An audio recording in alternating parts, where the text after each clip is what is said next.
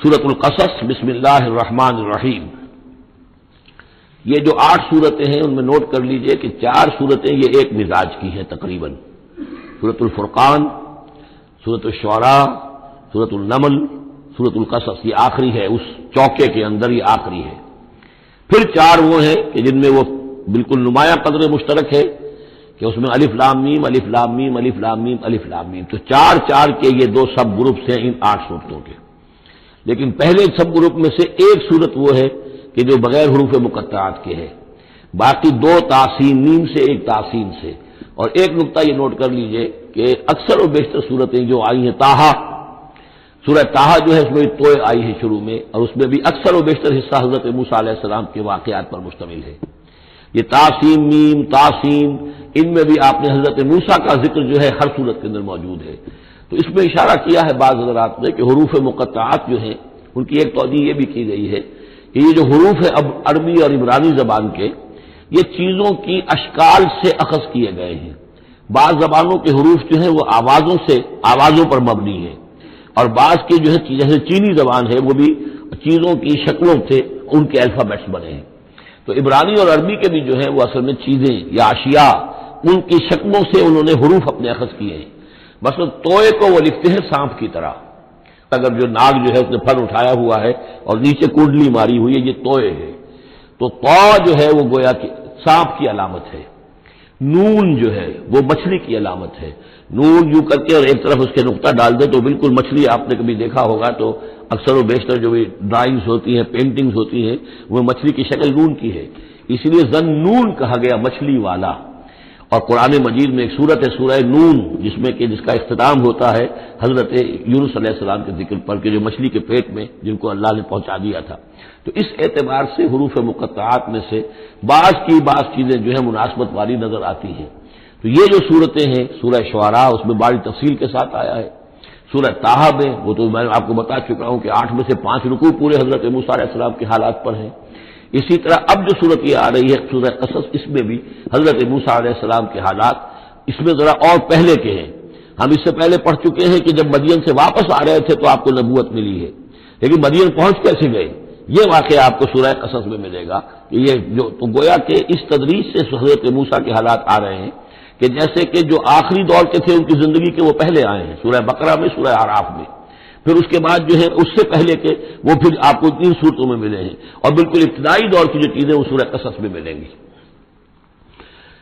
طاسین میم تلک آیات الکتاب المبین، یہ ایک روشن کتاب کی آیات ہیں. نتلو علیک من نبأ موسیٰ وفرعون بالحق لقوم یؤمنون. اب دیکھیے یہاں شروع ہی سے بات ہو رہی ہے حضرت موسیٰ علیہ السلام کے بارے میں. ہم سناتے ہیں آپ کو کچھ احوال موسیٰ کے اور فرعون کے، بالحق، حق کے ساتھ، لقوم یؤمنون، ان لوگوں کے لیے جو ایمان لاتے ہیں یا ایمان لائیں یا ایمان والے ہیں. ان فرعون علا فی الارض،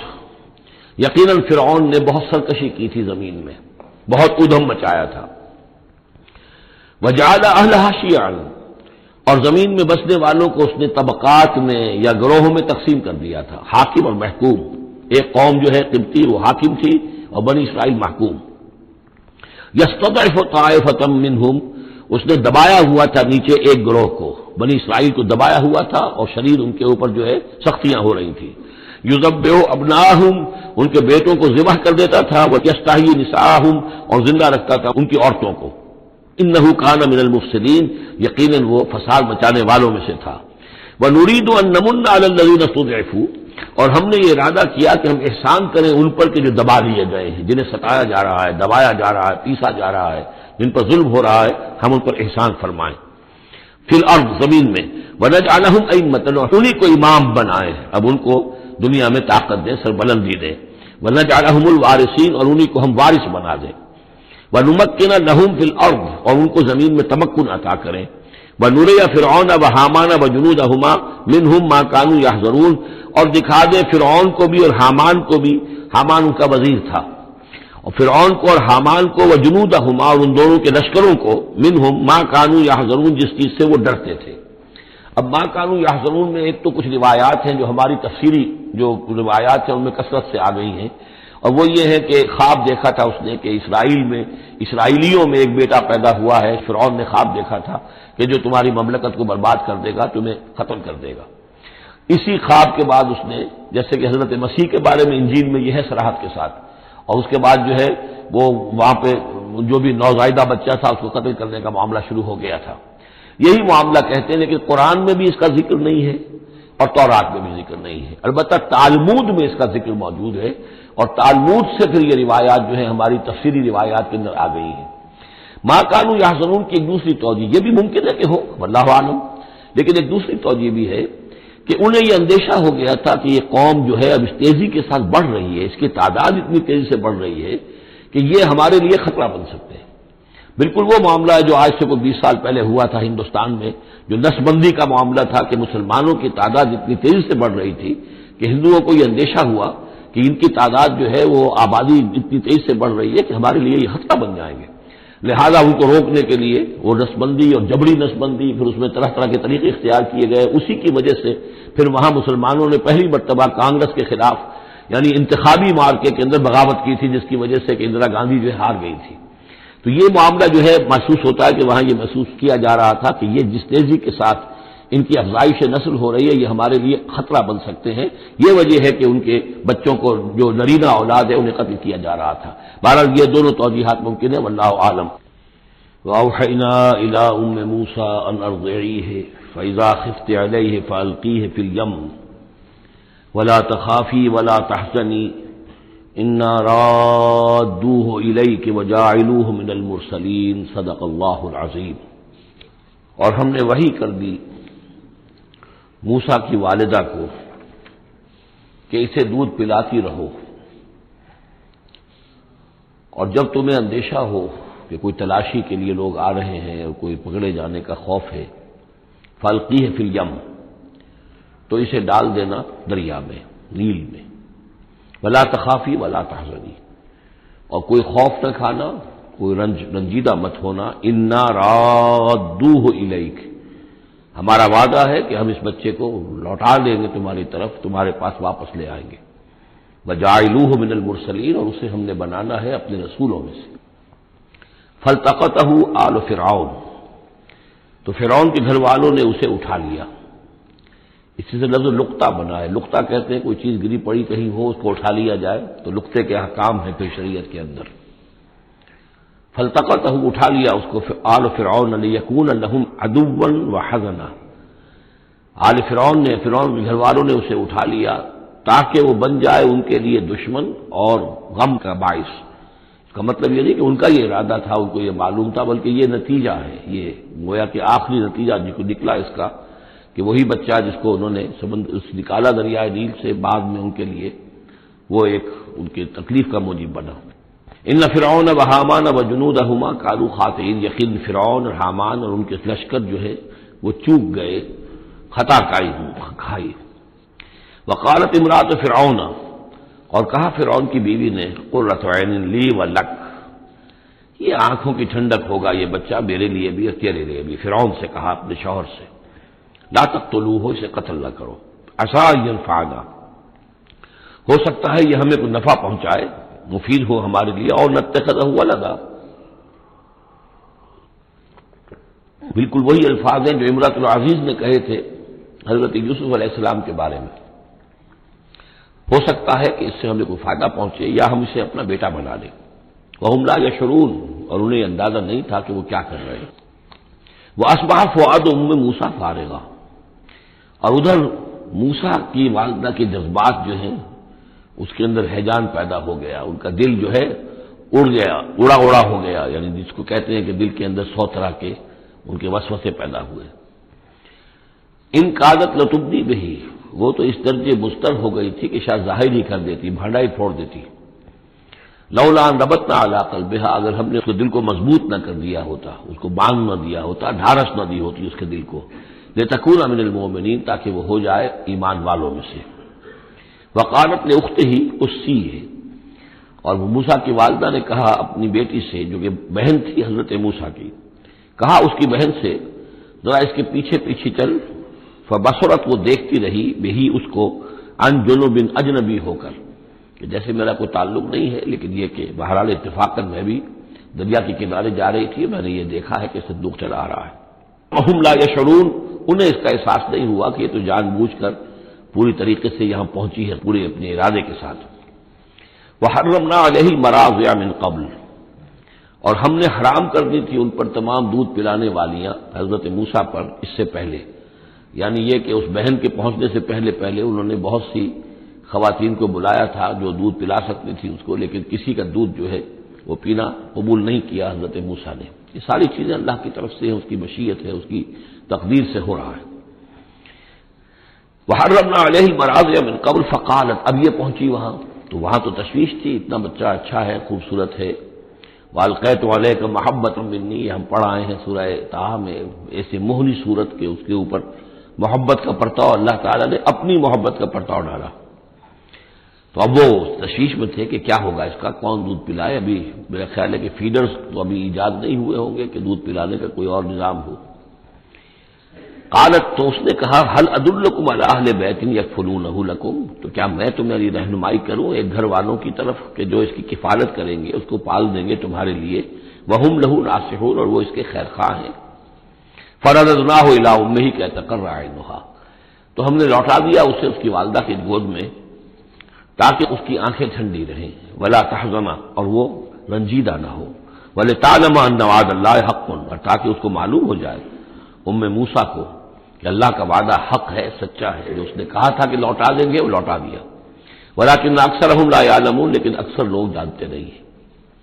ولما بلغ اشدہ واستوى آتیناہ حکما وعلما، اور جب وہ پوری قوت کو پہنچا، جوانی کو پہنچا، بھرپور جوانی کو، اپنی پوری پختگی کو پہنچ گیا، استوا، اور وہ گویا کہ تمام جو ان کے ظاہری اور باطنی قواہ ہیں وہ پورے اعتدال کے ساتھ جم گئے۔ آتیناہ حکما و علما، ہم نے اسے حکم اور علم عطا فرمایا۔ اس سے یہ بھی مراد دی جا سکتی ہے کہ اسی وقت ان کو یہ نبوت جو ہے وہ مل گئی، لیکن یہ کہ عام خیال یہ ہے کہ نبوت بعد میں ملی ہے۔ تو حکم، حکمت اور علم دیا۔ وَكَذَلِكَ نَجْزِي الْمُحْسِنِينَ، اور اسی طرح ہم بدلہ دیتے ہیں احسان کی روش اختیار کرنے والوں کو، نیکوکاروں کو۔ وَدَخَلَ الْمَدِينَةَ عَلَىٰ حِينِ غَفْلَةٍ مِّنْ أَهْلِهَا، اور وہ ایک روز وہ داخل ہوئے گاؤں میں، شہر میں، ایسے وقت میں کہ اس کے شہر کے لوگ جو ہے غفلت میں تھے۔ اب یہ ذہن میں رکھیے یہ محل میں رہتے ہیں، اور محل آپ کو معلوم ہے شہر سے باہر ہوتے ہیں، علیحدہ ہوتے ہیں، اور بستی جہاں پر کہ زیادہ وہ جو بھی ہے ڈاؤن ٹاؤن جسے آج کل کہا جاتا ہے، وہ ان کا شہر کا مرکزی مقام ہوگا، اور یا تو یہ کہ اعلیٰ صبح کا وقت ہوگا جبکہ ابھی لوگ پوری طرح بیدار نہیں ہوئے ہیں، گھروں میں ہیں، یا یہ کہ دوپہر کا وقت ہو کہ جس میں لوگ قیلولہ کر رہے ہیں۔ وہ داخل ہوئے۔ دخل المدینۃ علی حین غفلۃ من اہلہا، جبکہ اس کے آپ لوگ جو ہیں وہ غفلت میں تھے۔ فوجد فیہا رجلین یقتتلان، تو پایا اس میں دو اشخاص کو لڑتے ہوئے۔ ھذا من شیعتہ، یہ اس کی قوم میں سے تھا، ایک یعنی ایک تو تھا اسرائیلی، وھذا من عدوہ، اور دوسرا تھا کہ جو اس کے دشمنوں میں سے تھا، یعنی وہ قبطی تھا۔ فاستغاثہ الذی من شیعتہ، تو مدد مانگی اور دہائی دی اس شخص نے جو موسیٰ کی قوم میں سے تھا، علی الذی من عدوہ، اس کے مقابلے میں کہ جو دشمن قوم سے تعلق رکھتا تھا۔ فوقظہ موسیٰ، تو حضرت موسیٰ نے اس کی مدد کے لیے اقدام کیا اور ایک مکہ رسید کیا اس کو، فقضى علیہ، اور اس کا کام تمام کر دیا، اس ایک ہی ضرب سے وہ شخص ہلاک ہو گیا۔ قال ھذا من عمل الشیطان،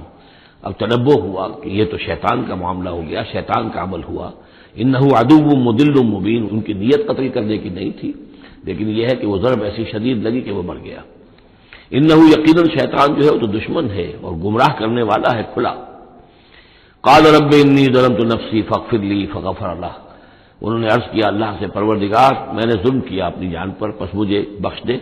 اور پس اللہ نے اسے بخش دیا۔ انہ هو الغفور الرحیم، یقیناً وہ غفور ہے رحیم ہے، بخشنے والا، رحم فرمانے والا۔ قال رب بما انعمت علی فلن اکون ظہیرا للمجرمین، تو اب انہوں نے وعدہ کیا پروردگار تو نے جو مجھ پر انعام فرمایا اور مجھے بخش دیا ہے، تو میں اب آئندہ کبھی بھی مددگار نہیں بنوں گا کسی بھی مجرم کا، کسی غلط کار شخص کا۔ فاصبح فی المدینۃ خائفا یترقب، اب صبح کے وقت ان پر جو ہے شہر کے اندر، وہ صبح ہوئی انہیں، صبح کو جب اٹھے، خائفا، اب خوف طاری تھا کہ مجھ ایک شخص قتل ہو گیا ہے، کس نے قتل کیا ہے، بہت کافی دھوم مچی ہوئی ہوگی کس نے قتل کیا ہے، قاتل کون ہے۔ اب یہ کہ راز کھل نہ جائے، لوگوں کو معلوم نہ ہو جائے۔ خائفا یترقب، خوف زدہ بھی تھے اور ادھر ادھر دیکھ رہے تھے چوکنے ہو کر کہ کہیں سے کوئی آہٹ، کوئی کسی جگہ سے کوئی ایسی بات تو نہیں آ رہی کہ میرا جرم معلوم ہو گیا ہو۔ فَإِذَا الَّذِي اسْتَنصَرَهُ بِالْأَمْسِ يَسْتَصْرِخُهُ، تو اچانک دیکھا کہ وہی شخص جس نے کل ان سے مدد مانگی تھی وہ پھر چلا رہا ہے، فریاد کر رہا ہے کہ میری مدد کیجیے۔ قال له موسیٰ انک لغوی مبین، حضرت موسیٰ علیہ السلام نے فرمایا کہ مجھے معلوم ہوتا ہے کہ تم ہی زیادہ شریر ہو، صریح۔ کل بھی تمہاری لڑائی ہو رہی تھی ایک قبطی کے ساتھ اور میرے ہاتھوں وہ قبطی مارا گیا بغیر میرے کسی ارادے کے، آج پھر تم نے ایک جھگڑا مول لے رکھا ہے، تو معلوم ہوتا کہ تم ہی ہو غوی،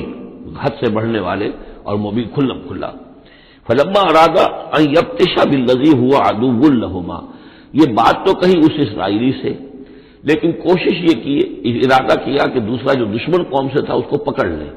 یعنی جو زیادتی کر رہے تھے، اب مارا نہیں لیکن پکڑنے کے لیے، تاکہ وہ شخص جو ہے اسرائیلی کو مار نہ سکے، تو اس کو پکڑے، آگے جب بڑھے کہ اس کو پکڑے۔ وہ یہ شخص سمجھا وہ اسرائیلی کی غالباً مجھے سزا دینے کے لیے آ رہے ہیں، جو کہا یہ تھا کہ انک لغوی مبین، تو چونکہ اس الفاظ اس کی طرف تھے اور پکڑ رہے تھے اس کو، اس نے سوچا کہ مجھے پکڑنے کے لیے یہ اقدام کر رہے ہیں۔ قال یا موسیٰ، اب وہ خود بول اٹھا، چیخ اٹھا، اس نے کہا اے موسیٰ ترید ان تقتلنی، کیا تم چاہتے ہو کہ مجھے قتل کر دو، کما قتلت نفسا بالامس، جیسے کہ تم نے ایک جان کو کل قتل کر دیا تھا۔ گویا کہ خود اس نے بھانڈا پھوڑ دیا کہ وہ کل جو قتل ہوا تھا وہ اصل میں موسیٰ علیہ السلام کے ہاتھوں ہوا۔ ان ترید الا ان تکون جبارا فی الارض، اے موسیٰ واقعتاً تمہارا جو ارادہ ہے وہ صرف یہ ہے کہ تم زمین میں زبردستی تم بڑے یہاں پر جابر بن جاؤ، وما ترید ان تکون من المصلحین۔ اب چونکہ وہ شریر شخص تھا، خود بدماش تھا، چاہے اسرائیلی تھا، لیکن اس کا جو کردار سامنے آ رہا ہے وہ یہ ہے، وما ترید ان تکون من المصلحین، اور تم نہیں چاہتے کہ تم مصلحین میں سے بنو، اصلاح کرنے والوں میں سے۔ وجاء رجل من اقصى المدینہ یسعی، اب یہ کہ ہو سکتا ہے عین اسی وقت ایسا ہوا ہو یا کچھ دنوں کے بعد ہوا ہو، آیا ایک شخص دوڑتا ہوا مدینے کے پرے سے، اقصى المدینہ، مدینے کا جو دور کا حصہ تھا، وہی جیسا کہ میں نے عرض کیا ہوں کہ ان کے محلات اور بڑے بڑے سرداروں کے وہ تو باہر کے قرب ہوں گے اور وہیں پر فرعون کا محل بھی ہوگا، وہاں سے ایک شخص دوڑتا ہوا آیا، جاء رجل من اقصى المدینہ، شہر کے پرلے سرے سے ایک شخص آیا، یسعی دوڑتا ہوا، قال یا موسیٰ، اور اس نے یہ کہا کہ اے موسیٰ ان الملأ یأتمرون بک، یہ جو درباری لوگ ہیں، جو سردار ہیں قوم کے، وہ اس وقت مشورہ کر رہے ہیں تمہارے بارے میں لیقتلوک، کہ تمہیں قتل کر دیں، یعنی اب وہاں پر ہو رہی ہے، یہ قرارداد پیش ہو چکی ہے اور تمہارے قتل کے اوپر ان کا اتفاق ہونے والا ہے، یعنی یہ کہ اب یہ کھل بھی گیا کہ انہوں نے ان کے ہاتھوں ایک قبطی مارا گیا ہے۔ ویسے بھی وہ سمجھتے ہوں گے کہ یہ جو ہماری ایک غلام قوم کا ایک فرد جو ہے، ہم نے چونکہ اپنے ہاں ہی رکھ کر اسے پالا ہے تو اس کے اندر اتنی سرکشی پیدا ہو گئی ہے، اور اگر اس نے ہماری اس غلام قوم کے اندر کوئی آزادی کی روح پھونک دی اور وہ کھڑے ہو گئے تو ہمارے لیے تو بڑا معاملہ جو ہے وہ مشکل ہو جائے گا، لہذا بہتر یہ ہے کہ اس کو قتل کر دیا جائے۔ ان الملأ یأتمرون بک لیقتلوک فاخرج انی لک من الناصحین، تو اب یہاں سے نکل جاؤ، یہاں سے جان بچا کر چلے جاؤ، اس لیے کہ میں تمہارا خیر خواہ ہوں، میں تمہیں صحیح بات جو ہے تمہاری بھلائی کی بتا رہا ہوں۔ فخرج منها خائفا یترقب، تو نکلے وہاں سے حضرت موسیٰ علیہ السلام ڈرتے ہوئے، اور وہی یترقب، اب ادھر سے بھی جب کسی شخص کو ایسا اندیشہ ہو تو ذرا سی آہٹ جو ہے اسی پر وہ چوکنا ہوتا ہے، تو وہی کیفیت ان کی تھی۔ قال رب نجنی من القوم الظالمین، اور اللہ سے دعا کی پروردگار مجھے نجات دے اس ظالموں کی قوم سے۔ ولما توجہ تلقاء مدین، اور جب وہ اب انہوں نے رخ کیا مدین کی طرف، اتنا جغرافیہ اب آپ کے سامنے ہے، وہ سینائی پیننسولا، وہ تکون، اس کے اس سائڈ پر مدین کا علاقہ ہے، اس سائڈ پر مصر ہے، بیچ میں سینائی پیننسولا ہے۔ اب یہاں سے یہ چلے ہیں تو پورا یہ جو ان کو اب سینائی کا علاقہ ہے، صحرائے سینا، یہ کراس کرنا ہے اور مدین جانا ہے۔ فلما توجہ تلقاء مدین، جب انہوں نے رخ کیا اپنا مدین کی جانب، قال، تو کہا عسیٰ ربی ان یہدینی سواء السبیل، امید ہے مجھے کہ میرا رب مجھے راستہ دکھائے گا سیدھی راہ کا، یعنی یہ کہ میں کہیں بھٹک نہیں جاؤں گا، میں اس صحرا کے اندر، ظاہر بات ہے صحرا میں لقدت میں کوئی آدمی غلط راستے پر پڑ جائے تو ویسے ہلاک ہو جائے گا۔ عسیٰ ربی، مجھے امید ہے کہ میرا رب مجھے راستہ بتائے گا اور صحیح راستے پر چلائے گا، سیدھی راہ پر۔ ولما ورد ماء مدین، اب کتنی دیر لگی ہوگی، کتنا وقت لگا ہوگا، جب مدین کے کنویں پر پہنچے، مدین کی آبادی ہے، اس کے باہر کنواں ہے، کنویں کے اوپر جو ہے رہٹ چل رہے ہیں یا کنویں سے پانی کھینچ کر پلایا جا رہا ہے جانوروں کو، بھیڑوں بکریوں کو اور جانوروں کو۔ وجد علیہ امتن، پایا انہوں نے وہاں پر ایک قوم کو، ایک گروہ کو، من الناس یسقون، لوگوں میں سے ایک گروہ وہاں جمع تھا اس کنویں پر، پانی پلا رہے تھے۔ کسے پلا رہے تھے؟ اپنے اپنے جانوروں کو، بھیڑیں بکریاں تھیں سب کے پاس، وہ کھینچ کھینچ کر پانی جو ہے وہ کہیں ڈالتے تھے کہ جہاں سے پھر ان کی بھیڑیں بکریاں پانی پیتی تھیں۔ ووجد من دونہم امرأتین تذودان، اور ان کے پڑے انہوں نے دیکھا کہ دو عورتیں ہیں جو اپنی بکریوں کو روک کر، تھام کر کھڑی ہیں، یعنی بکریاں چاہتی ہوں گی پیاس کی وجہ سے پانی کی طرف آنا، لیکن وہ انہیں روک رہی تھی کہ نہیں ابھی ہماری باری نہیں ہے۔ قال ما خطبکما، حضرت موسیٰ نے ان دونوں سے سوال کیا یہ آپ لوگوں کا کیا معاملہ ہے، کیوں آپ کھڑی ہیں یہاں؟ قالتا لا نسقی حتی یصدر الرعاء، انہوں نے کہا کہ ہم نہیں اپنے اس گلے کو پانی پلا سکتی جب تک کہ یہ تمام چرواہے چلے نہ جائیں۔ یہ چرواہے جو ہیں پانی پلا کے جب چلے جاتے ہیں اپنے اپنے گلوں کو لے کر، پھر ہم جاتی ہیں اور جا کر اپنے ان بھیڑوں بکریوں کو پانی پلاتی ہیں۔ وہ ابونا شیخ کبیر، ہمارا والد جو ہے وہ بہت بوڑھے شخص ہیں، ضعیف ہیں، مطلب یہ کہ کوئی مرد، جوان مرد ہے نہیں، والد ہیں گھر میں تو وہ بوڑھے ہیں، یہ کام جو کہ مردوں کی کرنے کا تھا وہ ہمیں عورتوں کو کرنا پڑ رہا ہے۔ اب ظاہر بات ہے کہ ان چرواہوں سے کون جھگڑے، تو اس لیے کہ ہم اس میں جو ہے اپنی باری کے معاملے میں ہم نے یہی طے کیا ہوا کہ یہ سب پانی پلا کے چلے جائیں اپنے اپنے ریوڑ لے کر، تو پھر ہم پانی پلاتی ہیں۔ فسقا لہما، حضرت موسیٰ علیہ السلام تو تھے قوی ہیکل تھے، انہوں نے کہا نہیں، ان کی وہ غیرت جو ہے انہوں نے پانی پلایا، ادھر ادھر ہٹایا ان کو جو بھی چرواہے تھے اور ان کو پانی کھینچ کر پلایا ان کی بھیڑوں بکریوں کو۔ ثم تولی الی الظل، اب وہ تو لے کر اپنی بھیڑوں بکریوں کو چلی گئی اپنے گھر، اور یہ پھر کسی سائے کی طرف انہوں نے رخ کیا، پھر مڑے ایک سائے کی طرف، کسی درخت کی سائے میں جا کر بیٹھ گئے اور انہوں نے اب دعا مانگی۔ فقال رب انی لما انزلت الی من خیر فقیر، یہ بڑی اہم دعا ہے، یاد کر لینی چاہیے۔ اے اللہ جو خیر بھی تو میری جھولی میں ڈال دے میں اس کا محتاج ہوں۔ یہ انتہائی عاجزی کی دعا ہے۔ اب ایک شخص ہے، محل میں پلا بڑھا، وہاں سے نکل کے بھاگا ہے جان بچا کر، پورا سینائی پیننسلا کراس کیا ہے، کیا سختیاں جھیلی ہوں گی، اب یہاں پہنچے ہیں، کوئی جاننے والا نہیں، کوئی پہچان والا نہیں،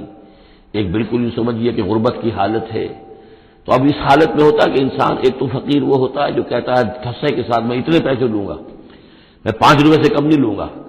ایک غریب فقیر وہ ہوتا ہے، وہ کہتا ہے کہ مجھے جو بھی دے دیں، میں تو اس قدر محتاج ہوں۔ تو یہ گویا کہ انتہائی احتیاج کی کیفیت ہے۔ رب انی لما انزلت الی من خیر فقیر، پروردگار میں تو اب فقیر ہوں، جو خیر بھی تو میری جھولی میں ڈال دے، اس درجے میری حالت اب خستہ ہے۔ فجاءت احداہما تمشی علی استحیاء، تب ان دو عورتوں میں سے، 2 لڑکیوں میں سے ایک آئی اس کے پاس چلتی ہوئی شرم کے ساتھ، لجاجت کے ساتھ۔ قالت ان ابی یدعوک، اس نے کہا کہ میرے والد آپ کو بلا رہے ہیں، لیجزیک اجر ما سقیت لنا، تاکہ آپ کو بدلہ دیں، اجر دیں، آپ نے جو مشقت اٹھائی، جھیلی، پانی کھینچا کنویں سے ہماری بھیڑوں بکریوں کے لیے، تو اجر ما سقیت لنا، ہمارے والد چاہتے ہیں کہ آپ کو کچھ اس کا اجر دیں۔ فلما جاءہ، جب وہ وہاں پہنچے اس کے پاس، وقص علیہ القصص، اور سارا قصہ انہیں سنایا، ساری بات سنائی، سارا بیان۔ قال لا تخف، انہوں نے کہا اب ڈرو نہیں، نجوت من القوم الظالمین، تم نجات پا چکے ہو اب ظالموں کی قوم سے، یعنی یہاں تک ان کی رسائی نہیں ہے، یہاں آرام سے رہو، کوئی تمہیں کھٹکا نہیں ہوگا، کوئی اندیشہ نہیں ہوگا۔ ان کے بارے میں اصل میں اختلاف ہے کہ بعض لوگ انہیں شعیب قرار دیتے ہیں، حضرت شعیب علیہ السلام مدین میں، کیونکہ انہیں مبعوث کیا گیا۔ اور اسی اعتبار سے علامہ اقبال کا بھی وہ شعر ہے کہ اگر کوئی شعیب آئے میسر، شبانی سے کلیمی 2 قدم ہے، یعنی حضرت موسیٰ علیہ السلام چرواہے کی حیثیت سے حضرت شعیب کی خدمت میں رہے، 8 سال یا 10 سال ان کی خدمت گزاری کی، تو اس کے نتیجے میں ان میں وہ اوصاف پیدا ہو گئے، ان کی تربیت کے نتیجے میں، کہ وہ چرواہے سے بڑھ کر کلیم بن گئے، اللہ کے کلیم بن گئے۔ تو یہ تربیت حضرت شعیب کی ہے، لیکن یہ بات غلط ہے۔ اصل میں حضرت شعیب کا معاملہ ہم پڑھ چکے ہیں کہ وہ اللہ کے رسول تھے، اور رسول اگر تو زمانہ انہی کا تھا جبکہ ابھی وہ دعوت دے رہے تھے، تب بھی وہاں رنگ کچھ اور ہونا چاہیے تھا بالکل، اور اگر وہ رسول اس وقت ہے جبکہ قوم ختم ہو چکی ہے، اس کے بعد جو بھی اہل ایمان بچ گئے ہیں اور حضرت شعیب بچ گئے ہیں، اگر یہ اس کے بعد کا مسئلہ ہے تو ان کا جو مقام ہونا چاہیے تھا وہاں پر یہ ممکن نہیں ہے کہ ان کی بیٹیاں اس طریقے پہ پریشان ہوں اور کوئی جو ہے ان کی امت میں سے کوئی ان کی خبر گیری کرنے والا نہ ہو. تو وہ پکچر بالکل بنتی نہیں ہے یہ. اور حضرت شعیب کا معاملہ جو ہے ظاہر بات ہے کہ یہ اس کے اندر فصل ہے، اگرچہ یقین کے ساتھ ہمیں معلوم نہیں. یہ گویا کہ بعد میں جو قوم وہاں آباد ہوئی ہے حضرت شعیب کے ساتھ، جو لوگ صاحب ایمان بچ گئے اور ان سے دوبارہ جو وہاں پر جو بھی آبادی ہوئی ہے، اس میں کچھ اچھے لوگ، ظاہر بات ہے کہ ان میں تو ابھی اچھے اثرات بھی تھے، تو ان میں سے یہ بزرگ تھے، ابھی ہو سکتا ہے 100 سال ہو چکے ہوں، لیکن ابھی کچھ نہ کچھ اثرات تھے. تو یہ بزرگ آدمی، ضعیف آدمی جو ہے، یہ ایک نیک آدمی تھے. قالت احداہما یا ابت استاجرہ، ان میں سے ایک نے کہا، بیٹیوں میں سے، لڑکیوں میں سے ایک نے، ابا جان ان کو ملازم رکھ لے، اجرت پر رکھ لے. استاجر ہو، یہ استاجری اور اجیری یہ دونوں جو ہیں، اجیر اور مستاجر، در حقیقت یہ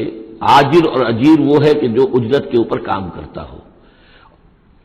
اور مستاجر وہ ہے جو کسی کو اجرت پر کام کرنے کے لیے رکھے. استاجر، مستاجر اس میں فاعل بنے گا. ہمارے ہاں عام طور پر غلط العام میں اجیر اور آجر کو یوں کہتے ہیں کہ آجر تو وہ ہے کہ جو کسی کو اجرت کے پر رکھے، اور اجیر وہ ہے جو اجرت پر کام کرے. حالانکہ عربی میں ان دونوں کے معنی ایک ہی ہے، آجر اور اجیر، ایک اس میں فاعل ہے، ایک صفت مشبہ ہے. دونوں کا مفہوم ہے اجرت پر کام کرنے والا، اور جو اجرت پر کام لیتا ہے وہ مستاجر ہے. یا ابت استاجر ہو، ابا جان ان کو ملازم رکھ لیں. ان خیر من استاجرت القوی الامین، یقیناً بہترین آدمی جسے ملازم رکھا جائے وہی ہوتا ہے جو القوی ہو، طاقتور ہو.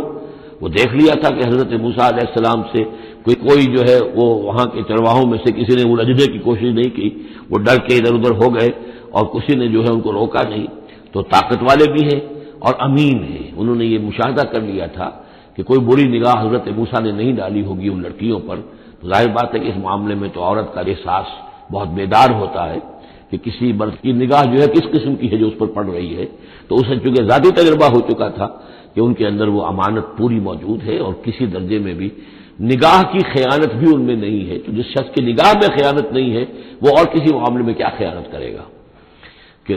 قالت احداہما یا ابت استاجر ہو ان خیر من استاجرت القوی الامین، ابا جان ان کو ملازم رکھ لیجئے، اس لیے کہ ملازمت کے لیے بہترین شخص وہی ہوتا ہے جو طاقتور بھی ہو، کام کر سکے خوب، اور یہ کہ امین ہو، اعتبار کے قابل ہو. قال انی اريد ان انکحک احدی ابنتی ہاتین، انہوں نے کہا وہ صاحب جو بزرگ ہیں شیخ مدین کہ میں یہ ارادہ رکھتا ہوں، میرا خیال ہے کہ اپنی بیٹیوں میں سے ایک کو تمہارے نکاح میں دے دوں اے موسیٰ، علی ان تأجرنی ثمانیہ حجج،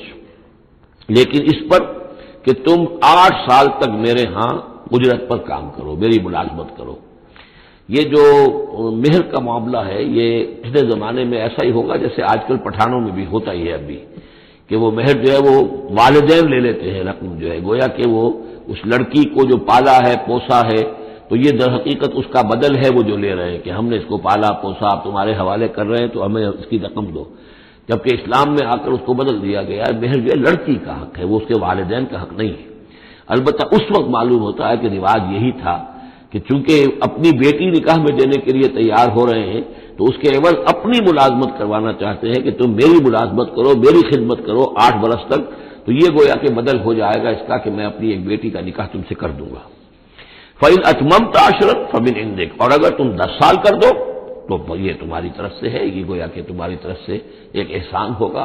8 سال پورے کر دو، اس میں محنت کرو، یہاں مزدوری کرو، میرے بھیڑوں بکریوں کو چراؤ اور گھر کے کام کرو، تو پھر میں اپنی بیٹی تمہارے حوالے کر دوں گا، اس کا نکاح کر دوں گا تم سے. یا یہ کہ 10 سال کر دو تو یہ تمہاری طرف سے اضافی بات ہوگی. وما اريد ان اشق عليك، اور ساتھ یہ بھی دیکھ لو میں تم پر کوئی سختی کرنے کا ارادہ نہیں رکھتا، یعنی تمہیں جو ملازم رکھ رہا ہوں تو ایسا نہیں کہ بہت بھاری کام تم پر ڈالوں گا، میں تمہیں مشقت میں ڈالنا نہیں چاہتا. ستجدنی انشاءاللہ من الصالحین، تم انشاءاللہ مجھے پاؤ گے کہ میں نیک انسان ہوں، صحیح ہوں، راست باز ہوں، اور جو معاملہ ہے معاملے کا کھرا آدمی ہوں. قال ذلك بینی و بینک، حضرت موسیٰ نے فرمایا ٹھیک ہے یہ پھر میرے اور آپ کے درمیان یہ بات طے ہو گئی. ایم الاجلین قضیت، ان دونوں مدتوں میں سے جو بھی میں پوری کر دوں. 10 سال کا آپ تقاضا نہیں کر سکتے، تقاضا 8 سال کا ہوگا. ویسے یہ کہ میں چاہوں تو 10 سال پورے کر دوں لیکن وہ میری آپشن پر ہوگا. ایم الاجلین قضیت فلا عدوان علی، پھر مجھ پر کوئی زیادتی نہ ہو. واللہ علی ما نقول وکیل، اور جو کچھ ہم کہہ رہے ہیں اللہ اس پر وکیل ہے، اللہ ہی اس کا ذمہ دار ہے. فلما قضا موسیٰ الاجل، جب موسیٰ نے وہ مدت پوری کر دی، وسارا باہلہ ہی، اب وہ اپنے گھر والوں کو لے کر چلے، اب مصر کی طرف واپس لوٹ رہے ہیں کہ اب اتنا عرصہ بیت گیا ہے، 10 سال ہو گئے یا 8 سال ہو گئے یا 9 سال ہو گئے، اب بہرحال وہ معاملہ بھی ٹھنڈا پڑ چکا ہوگا، وہاں پر قتل وغیرہ کا کیا حالات وہاں ہوئے یہ بھی معلوم نہیں ہے۔ بہرحال وہ چلے ہیں واپس، سارا باہلہ ہی لے کر چلے اپنے گھر والوں کو، یعنی اپنی اہلیہ کو۔ آنس من جانب طور نارا، انہوں نے پہاڑ کے ایک طرف ایک سائڈ پر طور کے انہوں نے آگ دیکھی۔ قال لأہلہم کثوا، انہوں نے کہا اپنے گھر والوں سے کہ ذرا یہاں انتظار کرو، ٹھہرو، انی آنست نارا، میں نے آگ دیکھی ہے، لعلی آتیکم منہا بخبر، ہو سکتا ہے کہ میں وہاں سے یہاں جاؤں اور وہاں سے کوئی خبر لے کر آؤں، یعنی یہ کہ راستے کے بارے میں معلومات صحیح کہ کہیں ہم بھٹک تو نہیں گئے، ہم کدھر جا رہے ہیں، اور جذوۃ من النار، یا پھر میں آگ کا ایک انگارہ لے آؤں وہاں سے، لعلکم تصطلون، تاکہ اس سرد رات میں یہاں ہم آگ جلا لیں، اور یہ کہ اس سے کہ آپ لوگ جو ہے وہ سینک سکے۔ فلما اتاها نودی من شاطئ وادی الایمن فی البقعۃ المبارکۃ من الشجرۃ، تو جب وہ وہاں پہنچے تو ندا آئی، میدان کے داہنے کنارے، جو برکت والا میدان تھا اس کے داہنے کنارے سے ایک خاص جھنڈ میں سے آواز آئی، مبارکہ، کہ جو بہت برکت والا تھا، من الشجرۃ، شجر کے درخت کے جھنڈ میں، ان یا موسیٰ انی انا اللہ رب العالمین، کہ اے موسیٰ میں اللہ ہوں تمام جہانوں کا پروردگار، وان الق عصاک، اور یہ ہم پڑھ چکے ہیں کئی مرتبہ یہ چیزیں، اب ڈال دو زمین پر اپنی لاٹھی، فلما رآہا تہتز کانہا جان، جب انہوں نے دیکھا کہ وہ تو حرکت کر رہی ہے جیسے کہ سانپ ہو، ولا مدبرا ولم یعقب، یہی وہاں پہ آ چکا، سورۃ النمل میں بھی آ چکا ہے، تو موسیٰ علیہ السلام جو ہے وہاں سے پیٹھ موڑ کر بھاگے اور انہوں نے پیچھے مڑ کر نہیں دیکھا۔ یا موسیٰ اقبل، اللہ نے فرمایا اے موسیٰ نہیں، آؤ، اقبل ولا تخف، اور ڈرو نہیں، انک من الآمنین، یقیناً تم بالکل امن میں ہوگے، تمہیں کوئی غضب نہیں پہنچے گا۔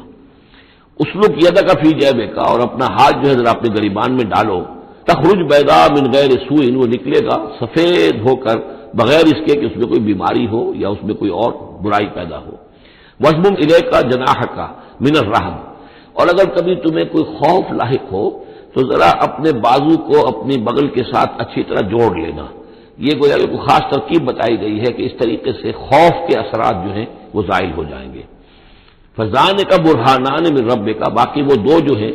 وہ ہم نے تمہیں برہانے دی ہیں، جو یہ دلیلیں دی ہیں، نشانیاں دی ہیں، معجزے دیے ہیں۔ فَذَانِكَ بُرْهَانَانِ مِن رَّبِّكَ إِلَىٰ فِرْعَوْنَ وَمَلَئِهِ، کہ اب تم فرعون اس کے سرداروں کے پاس جاؤ،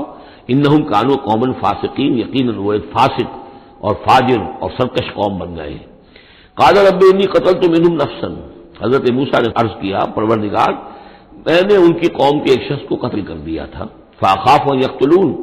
مجھے تو اندیشہ یہ ہے کہ جیسے ہی میں وہاں جاؤں گا وہ مجھے قتل کر دیں گے۔ یعنی ایک تو یہ کہ میں خاموشی سے جاؤں، جا کر کہیں چھپ جاؤں، کہیں پتہ بھی نہ چلے کہ موسیٰ آ گئے، کہاں آ گئے، کہیں جا کر آباد ہو جاؤں،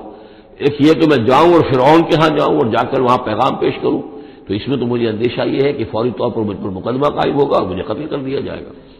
وہ آخی ہارون ہو، اور میرا جو بھائی ہارون ہے، میرے بڑے بھائی، وہ افصح منی لسانا، ان کی زبان مجھ سے زیادہ صاف ہے، وہ گفتگو کرنے میں زیادہ مہارت رکھتے ہیں، فارسلہ معی، تو انہیں بھی میرے ساتھ بھیج دیجئے، ردءً،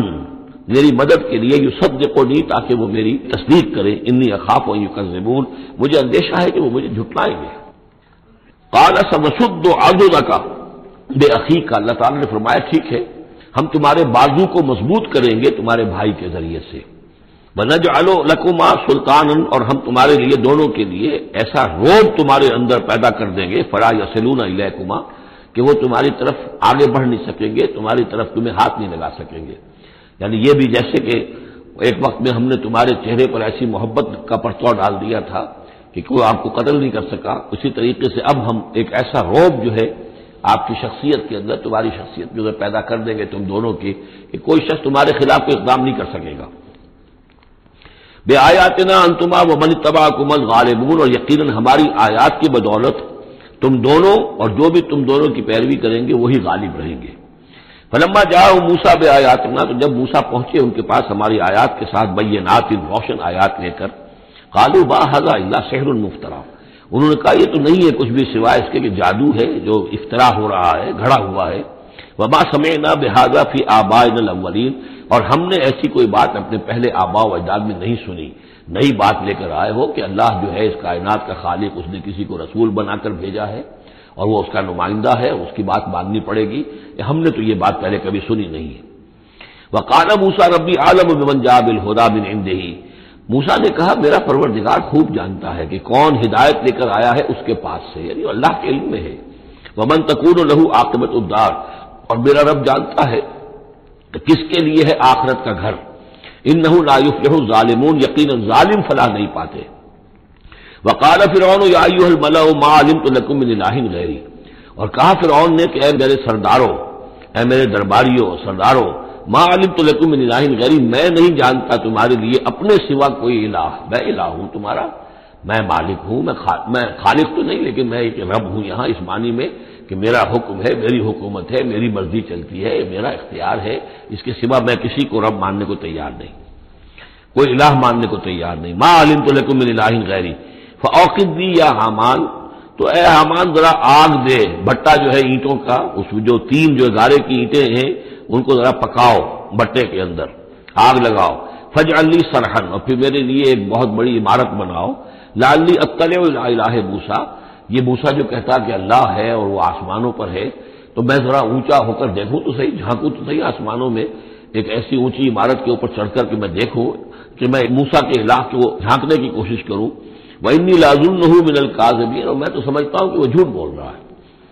وَاسْتَكْبَرَ هُوَ وَجُنُودُهُ، استکبار کیا، گھمنڈ کیا، تکبر کیا اس نے بھی اور اس کے لشکروں نے بھی، فی الارض زمین میں، بغیر الحق، نا حق، انہیں کوئی اختیار، کوئی حق اس کا حاصل نہیں تھا۔ وَظَنُّوا أَنَّهُمْ إِلَيْنَا لَا يُرْجَعُونَ، اور انہوں نے یہ گمان کیا کہ وہ ہماری طرف لوٹائے نہیں جائیں گے۔ فَأَخَذْنَاهُ وَجُنُودَهُ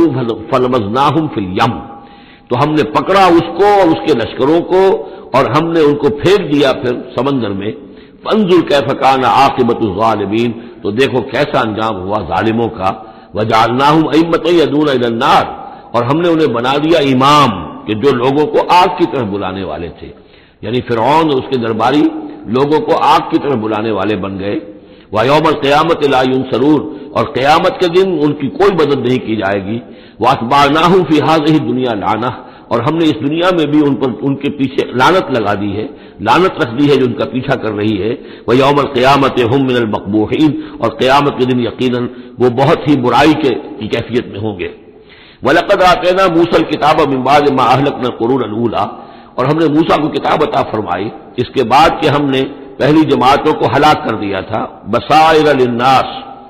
ہم نے یہ کتاب دی ہے سجھانے کے لیے، آنکھیں کھولنے کے لیے لوگوں کی، وہدن، اور رہنمائی دینے والی، ورحمتن، اور رحمت، لعلہم یتذکرون، تاکہ وہ یاد رکھیں، نصیحت اخذ کریں، ہوش کریں، دھیان دیں۔ وما کنت بجانب الغربی اذ قضینا الی موسیٰ الامر، اور اے نبی آپ تو اس پہاڑ کے غربی جانب نہیں تھے اس وقت جبکہ ہم نے موسیٰ کو حکم دیا، بھیجا حکم، جب موسیٰ سے ہماری گفتگو ہوئی، مکالمہ ہوا، اور ہم نے موسیٰ کو رسالت پر فائز کر کے حکم دیا کہ جاؤ۔ وما کنت من الشاہدین، آپ تو وہاں موجود نہیں تھے، آپ نہیں دیکھ رہے تھے یہ سب کچھ۔ ولکننا انشأنا قرونا، لیکن ہم نے پھر بہت سی نسلیں پیدا کی، بہت سی قومیں پیدا ہو گئیں۔ فتطاول علیہم العمر، لیکن ان کے اوپر ایک لمبی عمر بیت گئی ہے، یعنی یہ لوگ جو ہیں جو مکے والے ہیں، کیونکہ یہ واقف نہیں ہے نبوت اور رسالت کے تصورات سے، اس لیے ان کے لیے بڑا یہ اچنبے کی بات ہے جو آپ کے بارے میں سوچ رہے ہیں۔ لیکن اگر غور کریں یہ ساری خبریں جو ہیں آپ کو کہاں سے مل رہی ہیں؟ ظاہر بات ہے کہ آپ تو وہاں نہیں تھے۔ وما كنت ساويا في اهل مدين، نہ ہی آپ اہل مدین میں آباد تھے اس وقت۔ تتلو علیہم آیاتنا، کہ اس وقت آپ موجود ہوں مدین میں جب وہ ماجرا ہوا اور حضرت موسیٰ وہاں پہنچے اور پھر وہ اس شیخ مدین کے گھر میں رہے ہیں، آپ تو ان چیزوں سے واقف نہیں تھے۔ ساويا في اهل مدين تتلو علیہم آیاتنا ولكننا كنا مرسلین، بلکہ یہ تو ہم ہیں بھیجنے والے، ہم جس کو چاہتے ہیں رسول بناتے ہیں، اور جس کو ہم رسول بناتے ہیں پھر اس سے ہم غیب کی خبریں دیتے ہیں، پچھلی بھی آئندہ ہونے والے واقعات کی بھی خبریں دیتے ہیں، اور ساری تعلیمات اور ہدایت کے لیے ضروری ہدایات دیتے ہیں۔ وما كنت بجانب الطور اذ نادینا، اور آپ تو نہیں تھے اس پہاڑ کے اس سائڈ پر، اس ایک جانب جبکہ ہم نے پکارا تھا۔ ولکن رحمۃ من ربک، بلکہ یہ سب رحمت ہے آپ کے رب کی جانب سے، لتنذر قوما، تاکہ آپ اس قوم کو خبردار کریں، ما آتاہم من نذیر من قبلک، جس کے پاس کہ کوئی خبردار کرنے والا نہیں آیا آپ سے پہلے، لعلہم یتذکرون، یعنی حضرت اسماعیل سے لے کر حضرت محمد تک یہ بڑا طویل وقفہ ہے، صلی اللہ علیہ وسلم علیہ السلام، حضرت ابراہیم کے بیٹے اسماعیل، اب ان کے ساتھ حضرت اسحاق تھے ان کے دوسرے بیٹے، ان کے ساتھ تو یہ کہ نبوت کا سلسلہ چلتا رہا، اور وہ یہ کہ 1400 برس تو ایسے ہیں کہ کوئی ایک لمحہ بھی ایسا نہیں تھا کہ نبی نہ ہو۔ ان کے پاس کتابیں تھیں، ان کے پاس زبور تھی، ان کے پاس جو ہے تورات تھی، تو یہ سب کچھ تھا، لیکن یہ قوم جو تھی ظاہر بات ہے کہ یہاں پر یہ ان چیزوں سے ناواقف ہو گئی۔ تو یوں سمجھیے کہ کم و بیش 3000 برس بیت گئے تھے کہ ان کے پاس کوئی نبی نہیں، کوئی رسول نہیں، کوئی اس کی بات کوئی کتاب نہیں۔ تو اب ہم نے یہ چاہا کہ آپ ان کو لتنذر قوما ما آتاہم من نذیر، اس قوم کو آپ خبردار کریں کہ جس کے پاس آپ سے پہلے من قبل کا کوئی نذیر نہیں آیا، کوئی ڈر سنانے والا، کوئی خبردار کرنے والا، لعلہم یتذکرون، شاید تو وہ نصیحت حاصل کرے۔ ولولا ان تصیبہم مصیبۃ بما قدمت ایدیہم، اور اتنی بات کے لیے کہ ان کے اوپر کوئی مصیبت نہ آ جائے ان کے تمام اعمال کی وجہ سے، فیقولوا ربنا، اور اگر مصیبت آ جاتی، لولا ان تصیبہم مصیبۃ بما قدمت ایدیہم، یہ مضمون آ چکا ہے سورہ طٰہٰ میں بھی، کہ اگر رسول بھیجے بغیر ہماری طرف سے عذاب آ جاتا تو یہ عذر کرتے کہ صاحب ہمیں متنبع نہیں کیا گیا، ہمیں خبردار نہیں کیا گیا، ہم پر اتمام حجت نہیں کیا گیا، عذاب کیسے آ گیا؟ وَلَوْلَا أَن تُصِيبَهُم مُّصِيبَةٌ بِمَا قَدَّمَتْ أَيْدِيهِمْ فَيَقُولُوا رَبَّنَا لَوْلَا أَرْسَلْتَ إِلَيْنَا رَسُولًا، اگر کوئی مصیبت ان پر آ جاتی اس سے پہلے ان کے اپنے ہاتھوں کے کرتوتوں کی وجہ سے، تو یہ کہتے کہ پروردگار کیوں نہ تم نے بھیج دیا ہماری طرف کوئی رسول، فَنَتَّبِعَ آيَاتِكَ، کہ تیری آیات کی پیروی کرتے، وَنَكُونَ مِنَ الْمُؤْمِنِينَ، اور ہم تو ہو جاتے ایمان لانے والوں میں سے، فَلَمَّا جَاءَهُمُ الْحَقُّ مِنْ عِندِنَا، لیکن جب ان کے پاس آیا ہے یہ حق ہمارے پاس سے، قالوا لولا اوتي مثل ما اوتي موسیٰ، اب یہ کہہ رہے ہیں کہ کیوں نہیں دیا گیا ان کو جیسا کہ دیا گیا تھا موسیٰ کو، یعنی موسیٰ کو عصا دیا گیا، موسیٰ کو وہ ید بیضا دیا گیا، موسیٰ کو تورات لکھی ہوئی جو ہے وہ پتھر کی تختیوں پر دی گئی، لولا اوتي مثل ما اوتي موسیٰ، کیوں نہیں دیا گیا اس کو وہی کچھ اسی طرح کی چیزیں جو دی گئی تھی موسیٰ کو، اولم یکفروا بما اوتي موسیٰ من قبل، تو جو کچھ موسیٰ کو دیا گیا تھا پہلے کیا اس کے ساتھ لوگوں نے کفر نہیں کیا تھا؟ کیا ان آیات کو دیکھ کر فرعون ایمان لے آیا تھا؟ کیا اس کی پوری قوم ایمان لے آئی تھی؟ کیا وہ ہلاک نہیں ہو گئے تھے؟ قالوا سحران تظاہرا، انہوں نے یہ کہا کہ یہ تو دو جادو ہیں جنہوں نے آپس میں ایکا کر لیا ہے۔ ایک تو یہ کہ اس سے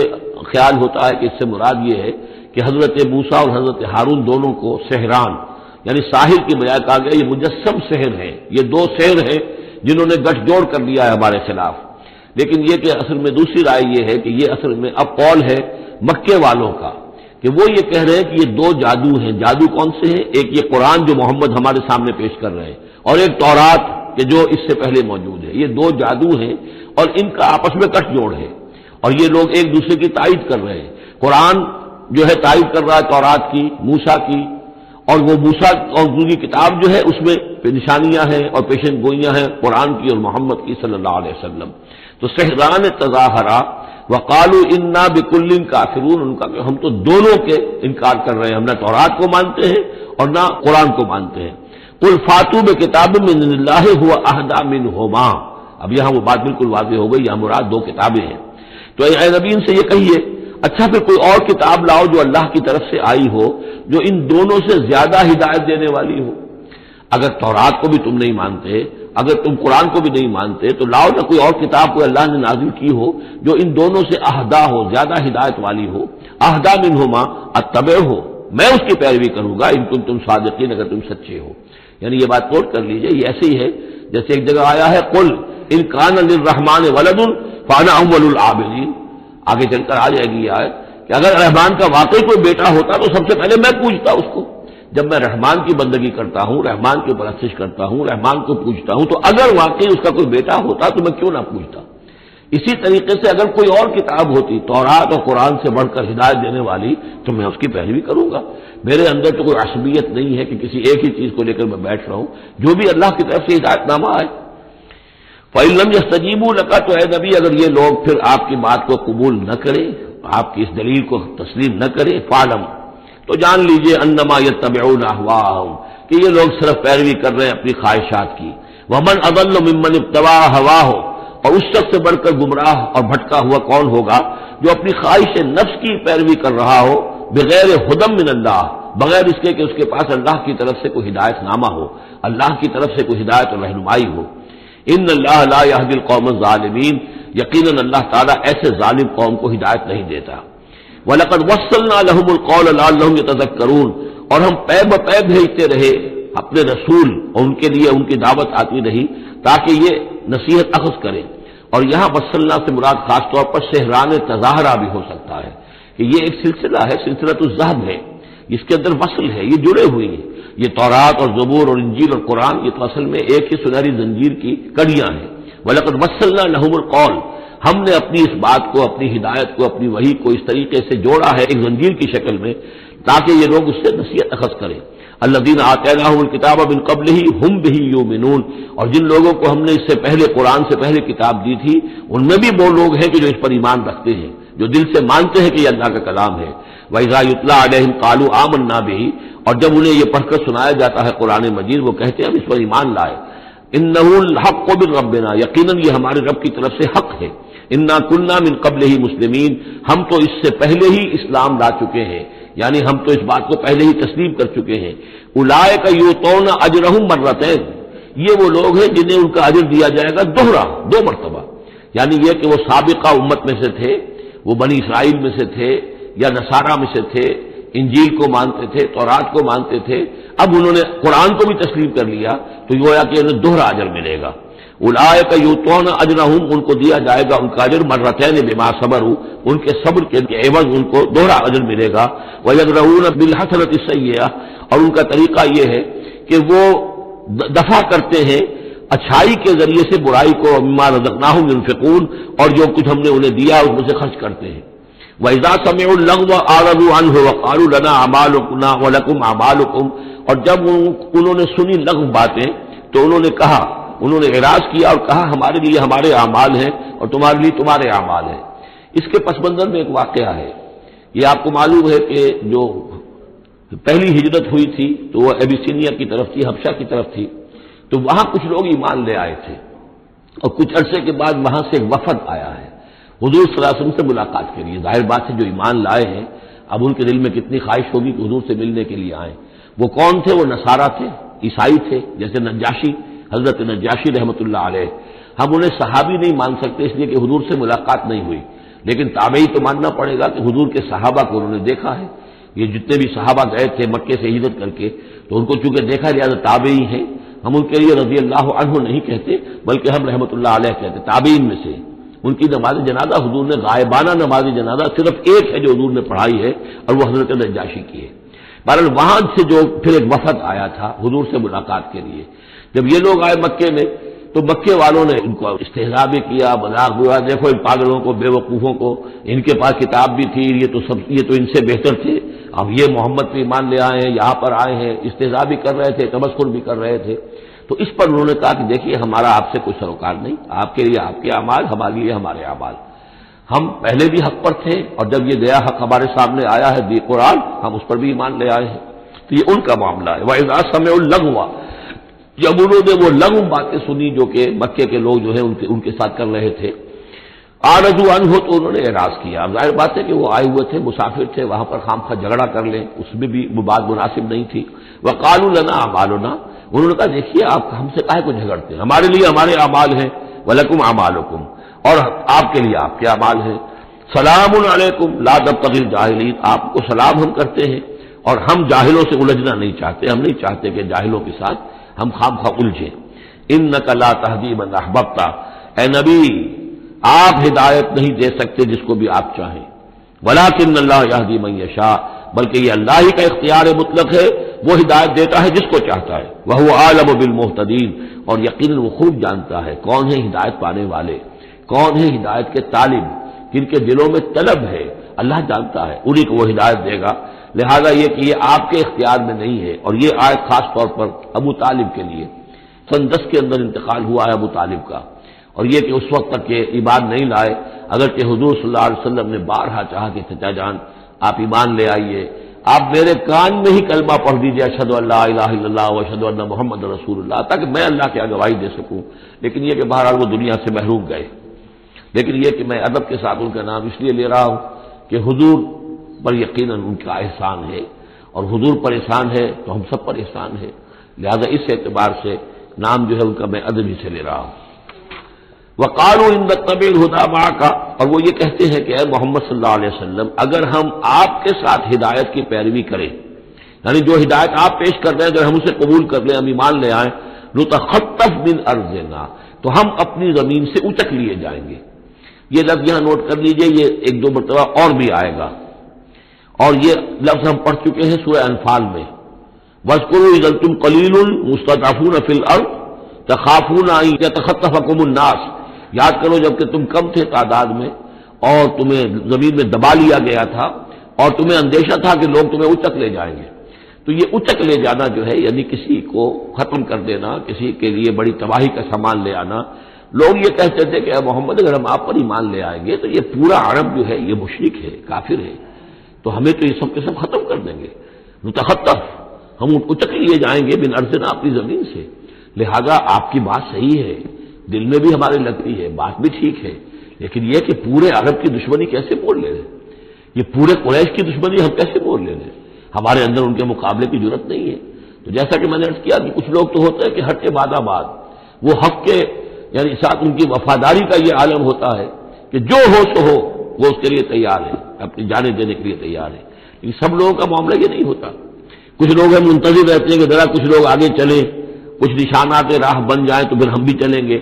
السابقون الاولون من المہاجرین والانصار والذین اتبعوہم باحسان، وہ ذرا پیچھے پیچھے آتے ہیں، وہ دوسرے درجے کے لوگ ہو گئے۔ کچھ اور لوگ ہوتے ہیں کہ جن میں اتنی بھی ہمت نہیں ہوتی، ان کا یہ قول آ رہا ہے۔ وقالوا ان نتبع الہدی معک، اور وہ کہتے ہیں کہ اے محمد اگر ہم آپ کی ہدایت کی پیروی کریں یا آپ کے ساتھ اس ہدایت کی پیروی کریں، نتخطف من ارضنا، ہم اچک لیے جائیں گے اپنی زمین سے، بے دخل کر دیے جائیں گے، نکال باہر کیے جائیں گے۔ اولم نمکن لہم حرما آمنا، اب اللہ تعالیٰ جواب دے رہے ہیں کیا ہم نے ان کو اس حرم کے اندر متمکن نہیں کیا ہے؟ اس حرم کو عمل کی جگہ کس نے بنایا ہے؟ ہم نے بنایا ہے۔ یجبا الیہ ثمرات کل شیء، اس حرم کی طرف، اس کعبے کی طرف، اس مکے کی طرف ہر چیز کے ثمرات کھینچے چلے آ رہے ہیں۔ یعنی حج کے لیے لوگ آتے ہیں تو آج بھی آپ دیکھیے تو اس کا نقشہ، پوری دنیا کا پھل آپ کو مکے میں مل جائے گا، اس لیے کہ ہر گوشے سے بہترین جو ہے چیزیں آپ کو وہاں ملیں گی، اور یہ ہمیشہ سے تھا، اس لیے کہ حاجی لوگ آتے تھے، جہاں جہاں سے آتے تھے وہ وہاں کی چیزیں لے کر آتے تھے۔ تو ہم نے اس حرم کی سرزمین کو تمہارے لیے امن کی جگہ بنایا، تمہیں یہاں پر ہم نے جگہ دی، تمہیں ہم نے یہاں پر تمکن عطا کیا، اس کی طرف تمام چیزوں کے ثمرات اور پھل اور میوے جو ہیں وہ کھینچے چلے آ رہے ہیں۔ رزقا من لدنا، یہ خاص رزق ہے ہماری طرف سے، اس لیے کہ ہمارے بندے ابراہیم نے اس کی دعا کی تھی کہ پروردگار میں نے اپنی نسل کو یہاں آباد کیا ہے، ربنا انی اسکنت من ذریتی بواد غیر ذی زرع عند بیتک المحرم ربنا لیقیموا الصلاۃ فاجعل افئدة الناس تهوی الیہم وارزقهم من الثمرات۔ اب ان کو جو ہے میووں کی شکل میں رزق پہنچا، تو ہم پہنچا رہے ہیں، ولکن اکثرهم لا یعلمون، لیکن ان کی اکثریت علم نہیں رکھتی۔ وکم اہلکنا من قریۃ بطرت معیشتها، اور کتنی ہی بستیوں کو ہم نے ہلاک کیا ہے، کتنے ہی شہروں کو کہ جس کی معیشت جو ہے وہ بڑی اتراتی تھی اپنی معیشت پر، ہماری تجارت، ہمارا یہاں کا معاملہ، ہمارا یہاں کا معاشی نظام بڑا مستحکم ہے، ان کو اندر بڑی اس کے اندر جو ہے گھمنڈ پیدا ہو گیا تھا، لیکن یہ کہ پھر وہ بستیاں ہلاک ہو کر رہ گئی۔ فَتِلْكَ مَسَاكِنُهُمْ لَمْ تُسْكَنْ مِنْ بَعْدِهِمْ إِلَّا قَلِيلًا، تو دیکھ لو اب ان کے مسکن، ان کے کھنڈرات موجود ہیں کہ ان کے بعد اس میں رہنے والے نہیں ہوئے ان میں رہنے والے اس کے بعد مگر بہت تھوڑے سے۔ وَكُنَّا نَحْنُ الْوَارِثِينَ، اور ہم ہی ہوئے وارث، پوری زمین کے وارث تو ہم ہی ہیں۔ وَمَا كَانَ رَبُّكَ مُهْلِكَ الْقُرَىٰ، یہ وہ بات اب دوبارہ آ گئی جو سورہ بنی اسرائیل میں آئی تھی، وَمَا كُنَّا مُعَذِّبِينَ حَتَّىٰ نَبْعَثَ رَسُولًا، ہم عذاب نہیں بھیجتے رہے ہیں جب تک کہ رسول کی بعثت نہ کر دیں، رسول آئے حق کا حق ہونا واضح کر دے، حق کو مبرہن کر دے، حجت قائم کر دے، پھر عذاب آتا تھا، اگر اس کے باوجود وہ قوم اپنے کفر پر اڑی رہتی تھی۔ وَمَا كَانَ رَبُّكَ مُهْلِكَ الْقُرَىٰ، اور نہیں ہے آپ کا پروردگار ایسا کہ وہ بستیوں کو غارت کر دے اور برباد کر دے، حتیٰ یبعث فی امہا رسولا، یہاں اب اس لفظ کا اضافہ ہو گیا، جب تک کہ ان بستیوں کی مرکزی بستی میں کسی رسول کو نہ بھیج دے۔ اس لیے کہ ظاہر بات ہے کہ ایک ایک گاؤں، ایک ایک بستی، ایک ایک شہر میں تو ممکن نہیں ہے، ہر ملک جو ہے اس کا ایک دائرہ ہوتا ہے، اور اس دائرے کے اندر جو ہے ایک شہر جو بڑا مرکزی اہمیت کا حامل ہوتا ہے، تو اس امہا جو اس کا مرکزی شہر ہو، اس کے اندر جب تک ہم رسول نہ بھیج دیں، اور رسول کیا کرتا تھا، یتلو علیہم آیاتنا، جو تلاوت کرتا تھا، سناتا تھا انہیں ہماری آیات، وما كنا مهلك القرى الا واهلها ظالمون، اور ہرگز ہم نہیں تھے بستیوں کو ہلاک کرنے والے مگر اس بنا پر کہ اس کے رہنے والے اس میں جو آباد تھے وہ ظالم تھے، گناہگار تھے، مشرک تھے اور کافر تھے۔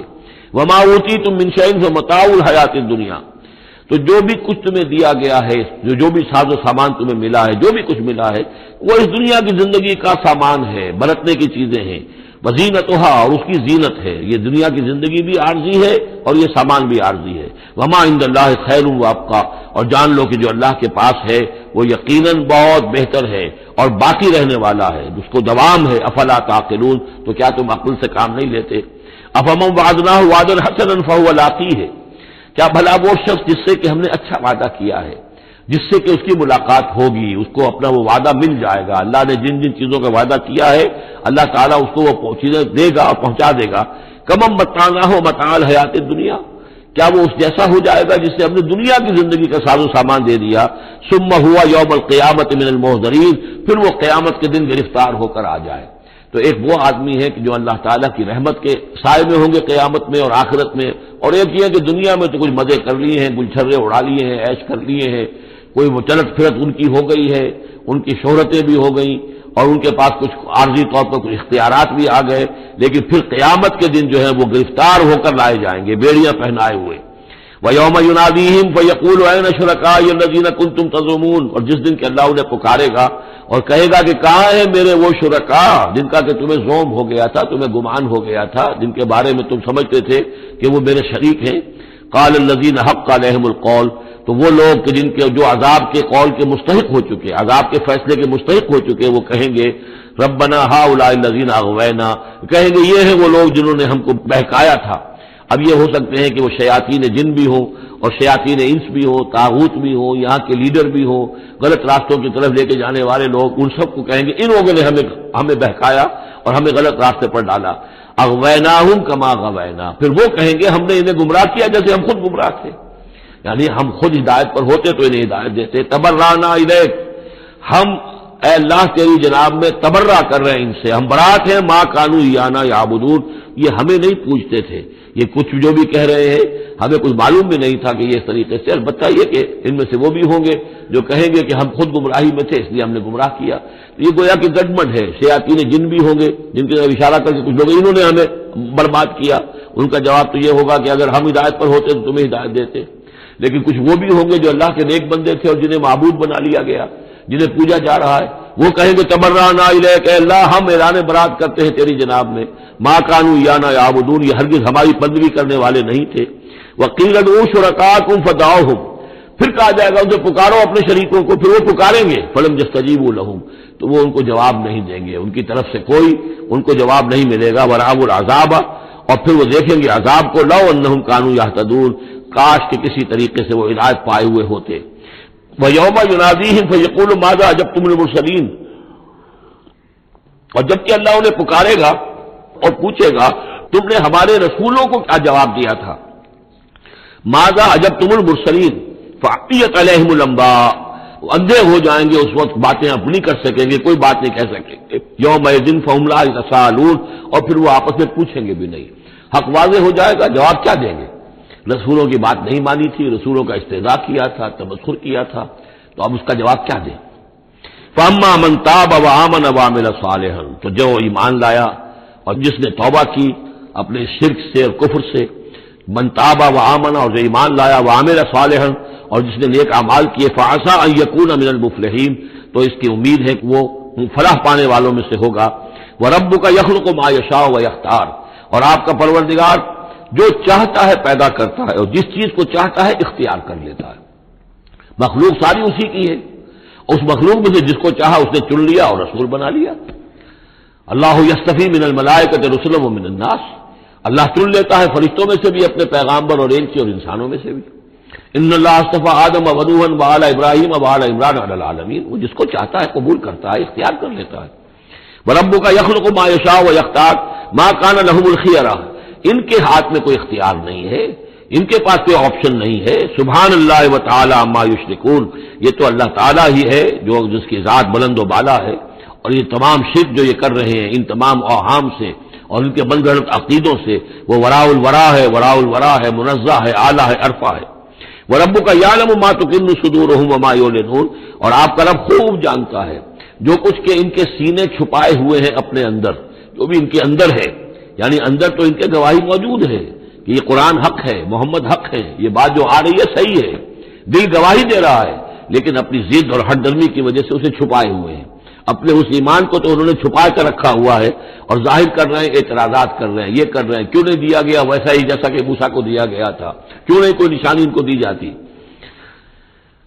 وَرَبُّكَ يَعْلَمُ مَا تُكِنُّ صُدُورُهُمْ وَمَا يُعْلِنُونَ، اور آپ کا رب خوب جانتا ہے جو کچھ کہ ان کے سینے چھپائے ہوئے ہیں اپنے اندر اور جو کچھ کہ ظاہر کر رہے ہیں۔ وَهُوَ اللَّهُ لَا إِلَٰهَ إِلَّا هُوَ، اور وہی ہے اللہ جس کے سوا کوئی الہ نہیں ہے۔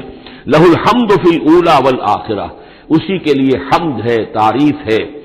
دنیا میں بھی آخرہ میں بھی۔ یہاں آخرت کے مقابلے میں اولا، پہلی زندگی ہماری یہ زندگی دنیا کی ہے، آخرہ وہ ہماری پچھلی زندگی ہے۔ لہ الحمد فی الاولی والآخرہ، اسی کے لیے حمد ہے، تعریف ہے، ثنا ہے، دنیا میں بھی اور آخرت میں بھی۔ وَلَهُ الْحُکْمُ، اسی کے لیے حکم ہے، حاکمیت اسی کی ہے، حکم دینے کا اختیار اسی کو حاصل ہے، حلال اور حرام کا اسی کے پاس اختیار ہے کہ جس شے کو چاہے وہ حلال قرار دے اور جس شے کو چاہے حرام قرار دے۔ وَإِلَيْهِ تُرْجَعُونَ، اور اسی کی طرف تمہیں لوٹ کر جانا ہے۔ قُلْ أَرَأَيْتُمْ إِنْ جَعَلَ اللَّهُ عَلَيْكُمُ اللَّيْلَ سَرْمَدًا، کہیے ان سے کہ ذرا سوچا تم نے کبھی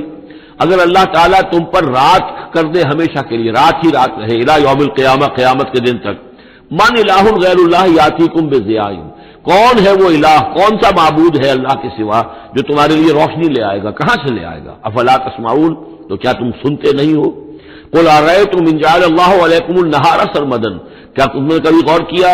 اگر اللہ تعالیٰ تم پر دن کو ہی ہمیشہ ہمیش کے لیے دن ہی کو قائم کر دے، پوری قیامت کے دن تک دن ہی رہے، رات نہ آئے، من الہ غیر اللہ یاتیکم بلیل تسکنون فیہ، کون سا وہ الہ ہے اللہ کے سوا کہ جو تمہارے لیے رات لے آئے گا جس میں کہ تم سکون حاصل کر سکو؟ یہ دن جو ہے اگر مسلسل ہو تو واقعہ ہے کہ زندہ رہنا ممکن نہ رہے۔ افلا تبصرون، تو کیا تم دیکھتے نہیں ہو؟ ومن رحمتہ جعل لکم اللیل والنہار، یہ اس کی رحمت میں سے ہے، اس کی رحمت کے آثار میں سے ہے، اس کی رحمت کے مظاہر میں سے ہے کہ اس نے تمہارے لیے رات اور دن کو بنا دیا ہے، لتسکنوا فیہ، تاکہ رات میں تو تم سکون حاصل کرو، ولتبتغوا من فضلہ، اور دن میں تم اس کا فضل تلاش کرو، ولعلکم تشکرون، اور تاکہ تم شکر کرو۔ ویوم ینادیہم فیقول این شرکائی الذین کنتم تزعمون، اور پھر دوبارہ کہا جس دن کہ وہ انہیں پکارے گا اور کہے گا کہ کہاں ہیں میرے وہ شریک جن کو کہ تم سمجھتے تھے کہ یہ میرے شریک ہیں۔ وَنَزَعْنَا مِن كُلِّ أُمَّةٍ شَهِيدًا، اور ہم ہر امت میں سے ایک گواہ کو نکال کر کھڑا کریں گے۔ وہی مضمون جو کئی دفعہ آ چکا ہے، سورہ نحل میں آیا 2 دفعہ، سورہ نساء میں سب سے زیادہ شاندار الفاظ میں وَكَيْفَ إِذَا جِئْنَا مِن كُلِّ أُمَّةٍ بِشَهِيدٍ وَجِئْنَا بِكَ عَلَىٰ هَٰؤُلَاءِ شَهِيدًا، ہر امت میں جو بھی رسول آیا تھا اس کو پہلے کھڑا کریں گے نکال کر، چونکہ وہ پروزیکیوشن وٹنس ہوگا، وہ ہوگا جو پروزیکیوٹ کرے گا اللہ کی عدالت میں، پہلے یہ وہ ٹیسٹیفائی کرے گا اللہ تیری ہدایت جو آئی تھی میں نے پہنچا دی تھی۔ فَنَزَعْنَا مِن كُلِّ أُمَّةٍ شَهِيدًا فَقُلْنَا هَاتُوا بُرْهَانَكُمْ فَعَلِمُوا أَنَّ الْحَقَّ لِلَّهِ وَضَلَّ عَنْهُم مَّا كَانُوا يَفْتَرُونَ، اس وقت کہا جائے گا اب لاؤ تمہاری دلیل کیا ہے، تمہارا عذر کیا ہے، تمہارا کیس کیا ہے؟ رسول نے تو بتایا کہ انہوں نے پہنچا دیا تھا، پھر اب تم بتاؤ تمہارا ماجرا کیا ہے، فما خطبکم، اب تمہارا معاملہ کیا ہے؟ فَعَلِمُوا أَنَّ الْحَقَّ لِلَّهِ، وہ جان لیں گے کہ حق تو اب اللہ ہی کی طرف ہے، یعنی فیصلہ جو ہے اللہ ہی کے ہاتھ میں ہے اور وہی حق ہے۔ گویا کہ ہمارے اوپر ہم مستحق ہو چکے ہیں اللہ کے عذاب کے، ہم پر اللہ کی طرف سے گویا کہ اتمام ہو چکا ہے۔ وَضَلَّ عَنْهُمْ مَا كَانُوا يَفْتَرُونَ، اور گم ہو جائے گا ان سے وہ جو افتراء انہوں نے کیا تھا، جو انہوں نے گھڑ لیے تھے خیالات، جن کو سمجھتے تھے کہ یہ ہمارے معبود جو ہیں اللہ تعالیٰ کے ہاں ہمیں بچا لیں گے، وہ سب کے سب گم ہو جائیں گے۔ جب آنکھ کھلی گل کی تو موسم تھا خزاں کا، سب کے سب جو ہیں وہ ان کے ہاتھوں کے طوطے اڑ جائیں گے۔ ان قارون کان من قوم موسیٰ فبغى علیہم وآتیناہ من الکنوز ما ان مفاتحہ لتنوء بعصبۃ اولی القوة اذ قال له قومه لا تفرح ان اللہ لا يحب الفرحین وابتغ فيما آتاك الله الدار الآخرة ولا تنس نصيبك من الدنيا وأحسن كما أحسن الله إليك وَأَحْسِنْ كَمَا أَحْسَنَ اللَّهُ إِلَيْكَ وَلَا تَبْغِ الْفَسَادَ فِي الْأَرْضِ إِنَّ اللَّهَ لَا يُحِبُّ الْمُفْسِدِينَ صدق اللہ العظیم۔ اس سے پہلے کہ ہم سورہ قصص کے جو بقیہ دو رکوع رہ گئے ہیں ان کا ترجمہ کریں،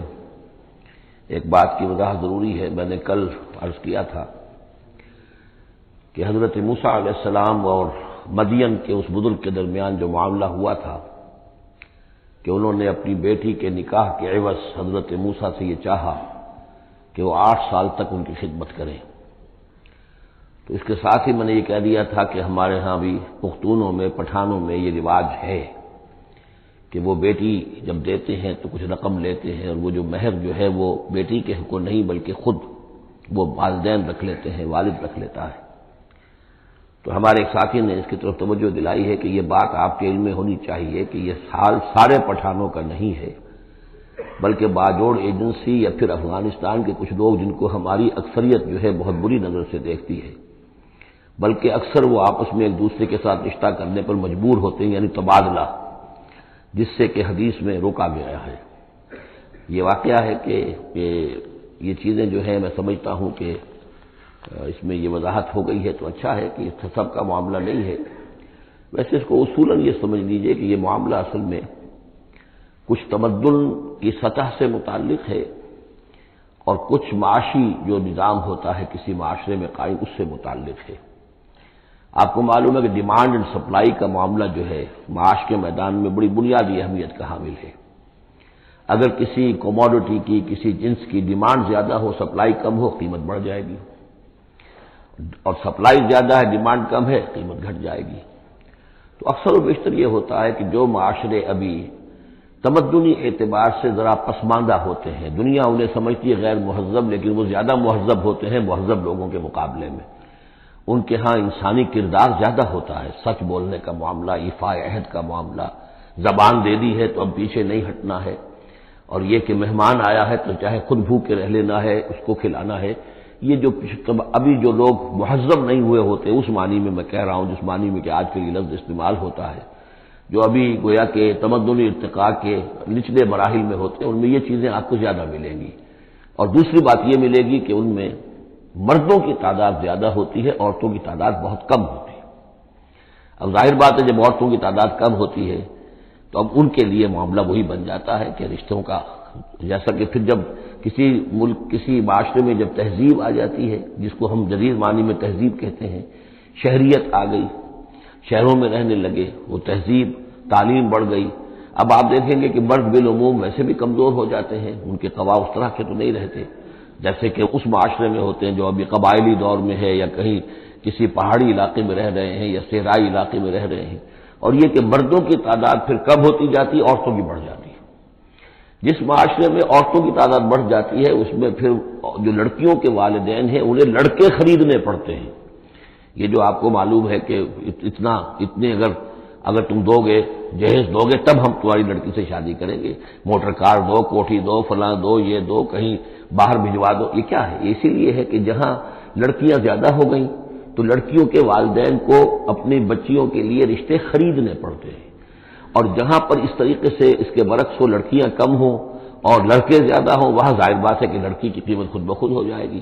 تو یہ گویا کہ پسماندہ معاشرے کا معاملہ ہے۔ باقی اسلام نے جو شکل کی، اللہ کرے کہ ہم سب مسلمان اسی کو صحیح طور پر اختیار کر لیں۔ باقی جو ہمارے اس رفیق نے یہ وضاحت کی ہے وہ میں نے آپ کو سنا دی ہے۔ اب آگے چلیے، سورہ قصص کے آخری یہ 2 رکوع ہیں، جن میں سے پہلے رکوع میں ایک کردار کا ذکر ہو رہا ہے، قارون، اور میں آپ کو بتا چکا ہوں کہ یہ کردار جو ہے اسے بھی ایک فرد نہ سمجھیے، بلکہ یہ کہ جو بھی کوئی حکمران قوم ہوتی ہے وہ اپنی غلام قوم کے اندر اس طرح کے کردار باقاعدہ پیدا کرتی ہے، جس کو کہ کہا تھا ملکہ سبا نے کہ ان الملوک اذا دخلوا قریۃ جعلوا عزت اہلھا اذلہ، اور اس کا ایک نتیجہ یہ نکلتا ہے کہ جو گھٹیا لوگ ہوتے ہیں، بے غیرت لوگ ہوتے ہیں، اپنی قوم کے ساتھ غداری کرتے ہیں، انہیں پھر وہاں خطابات دیے جاتے ہیں، نوازا جاتا ہے، ان کے اونچے منصب ہوتے ہیں، آنریری مجسٹریٹ بنا دیے گئے ہیں، فلاں ہو گئے ہیں۔ یہ سب کون تھے؟ یہ انگریزوں نے در حقیقت ہندوستان میں اپنی جو حکومت کو مضبوط کرنے کے لیے یہ ایک طبقہ جو ہے ہندوستانیوں میں سے ڈیولپ کیا تھا، اس طبقے کا یہ کردار ہے قارون۔ اچھا، اس قسم کے لوگوں کو پھر انگریز بڑے بڑے ٹھیکے دیتے تھے۔ اب آرمی کے سپلائی کے ٹھیکے ہیں تو بڑے بڑے ٹھیکیدار یہی ہوتے تھے، علی کے پاس سرمایہ ہو جاتے تھے، یہ ساری چیزیں جو ہے ایک دوسرے سے ملی جلی ہوئی ہیں۔ اسی طرح کا ایک شخص جو ہے یہ قارون تھا اسرائیلی، اور نہ صرف اسرائیلی، حضرت موسیٰ علیہ السلام کا سگا چچا زاد بھائی، فرسٹ کزن، لیکن یہ کہ یہ حکومت کے ساتھ فرعون کے دربار میں اس کی رسائی تھی، وہاں اس کی پذیرائی تھی اور وہاں سے اس کو مراعات ملتی تھی، اس نے اتنی دولت سمیٹ لی تھی، جیسے ہمارے ہاں بھی بعض اب جو سیاسی کردار ہیں وہ گویا کہ علامتی بن گئے دولت سمیٹنے میں، تو بے تحاشا دولت اس نے جمع کر لی تھی، اب اس کا کردار سامنے آ رہا ہے۔ ان قارون کان من قوم موسیٰ، یقیناً قارون جو ہے وہ موسیٰ کی قوم ہی سے تھا۔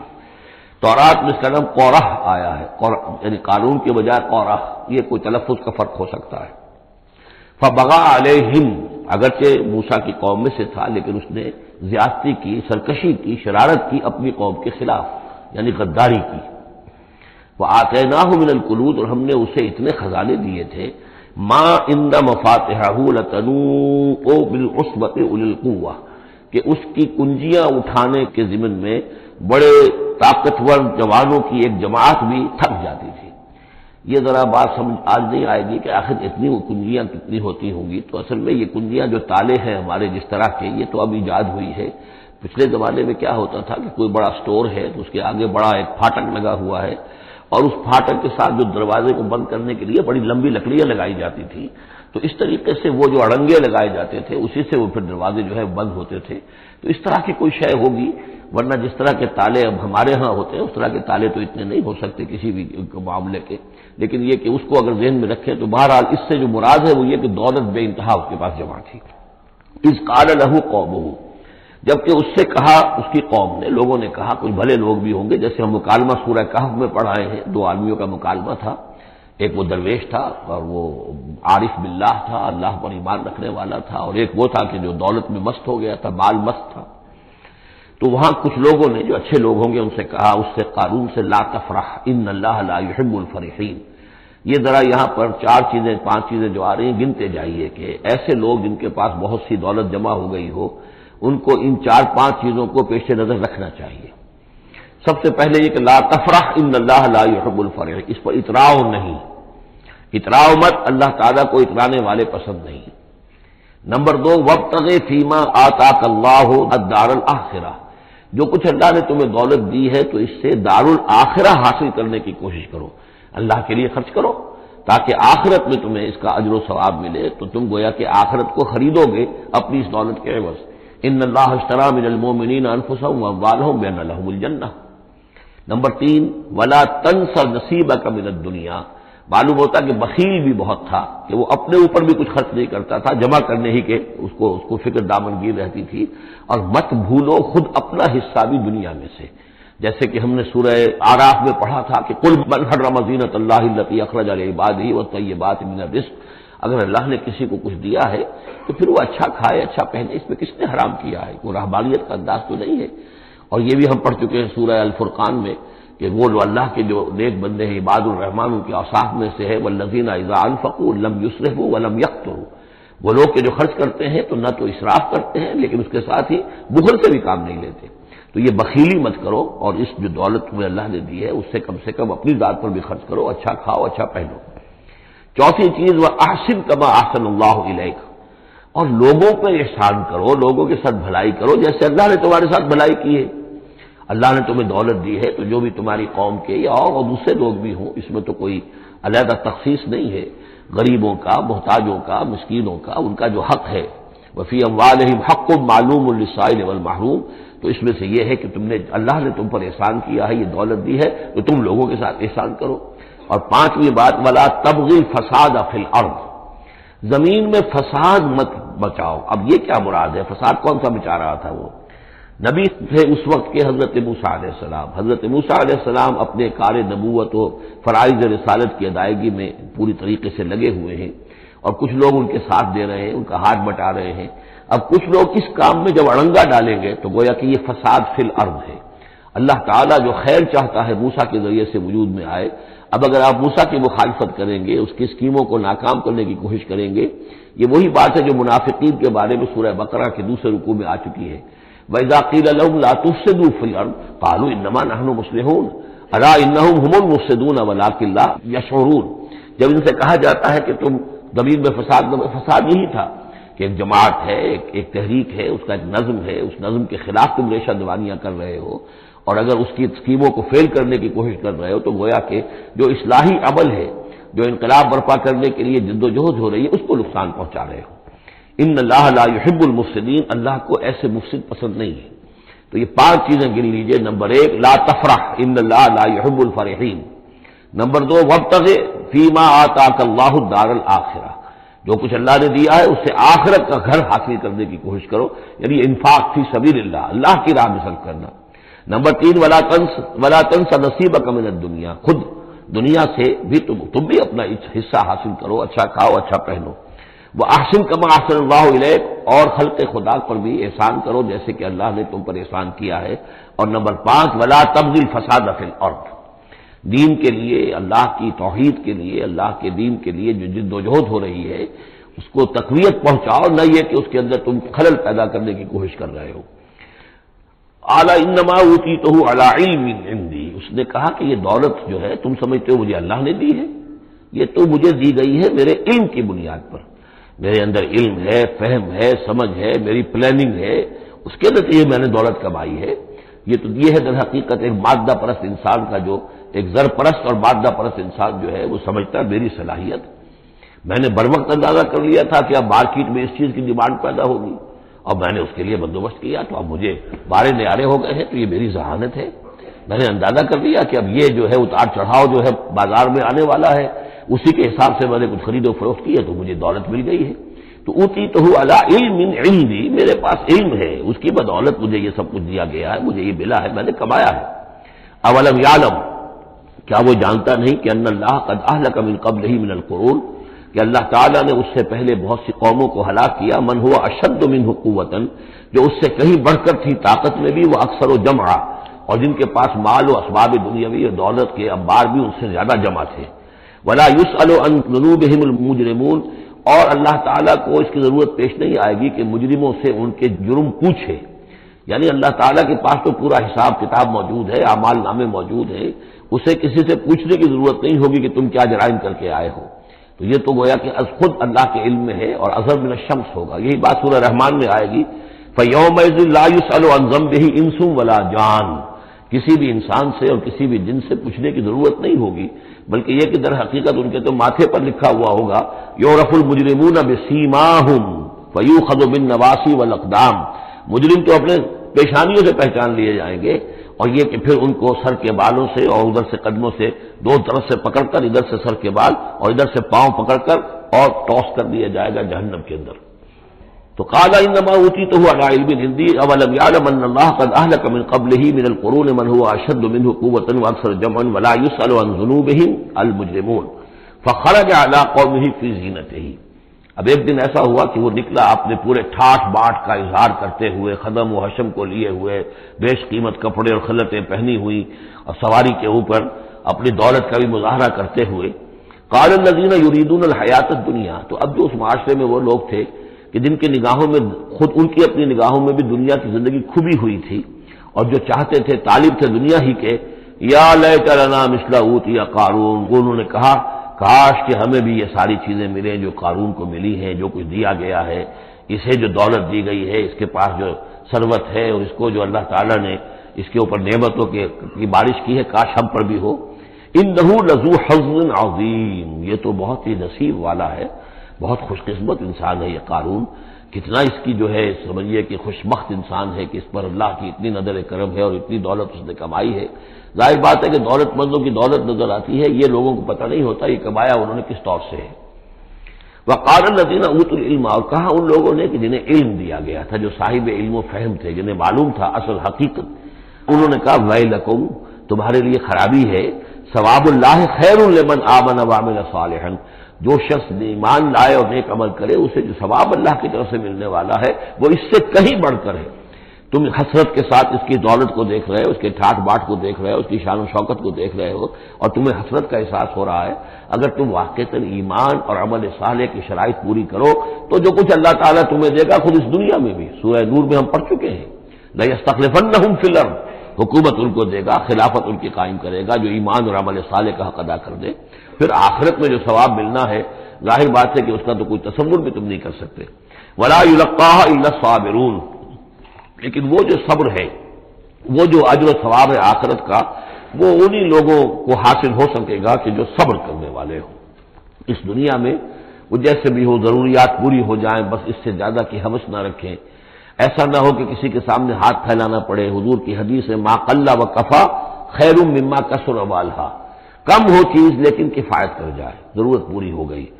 وہ اس سے کہیں بہتر ہے کہ زیادہ ہو، بہتات ہو، دولت بہت ہے اور وہ اللہ سے غافل کر دے. اس لیے کہ جب بہتات ہوگی تو انسان پر غفلت طاری ہو جائے گی. جب ایسا ہو کہ آج کے کھانے کا تو ہے، کل کے لیے اللہ پر توکل ہے، تو اللہ یاد رہے گا، پھر انسان اللہ کو بھولے گا نہیں. تو ما قل و کفا خیر مما کثر والھا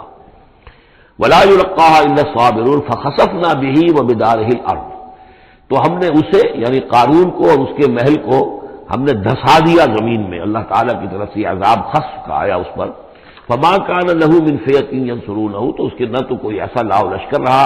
کہ جو اس کی مدد کرتا من دون اللہ، اللہ کے مقابلے میں. وما كان من المنتصرین، نہ خود وہ اس قابل تھا کہ کوئی انتقام لے سکتا اللہ سے، معاذ اللہ.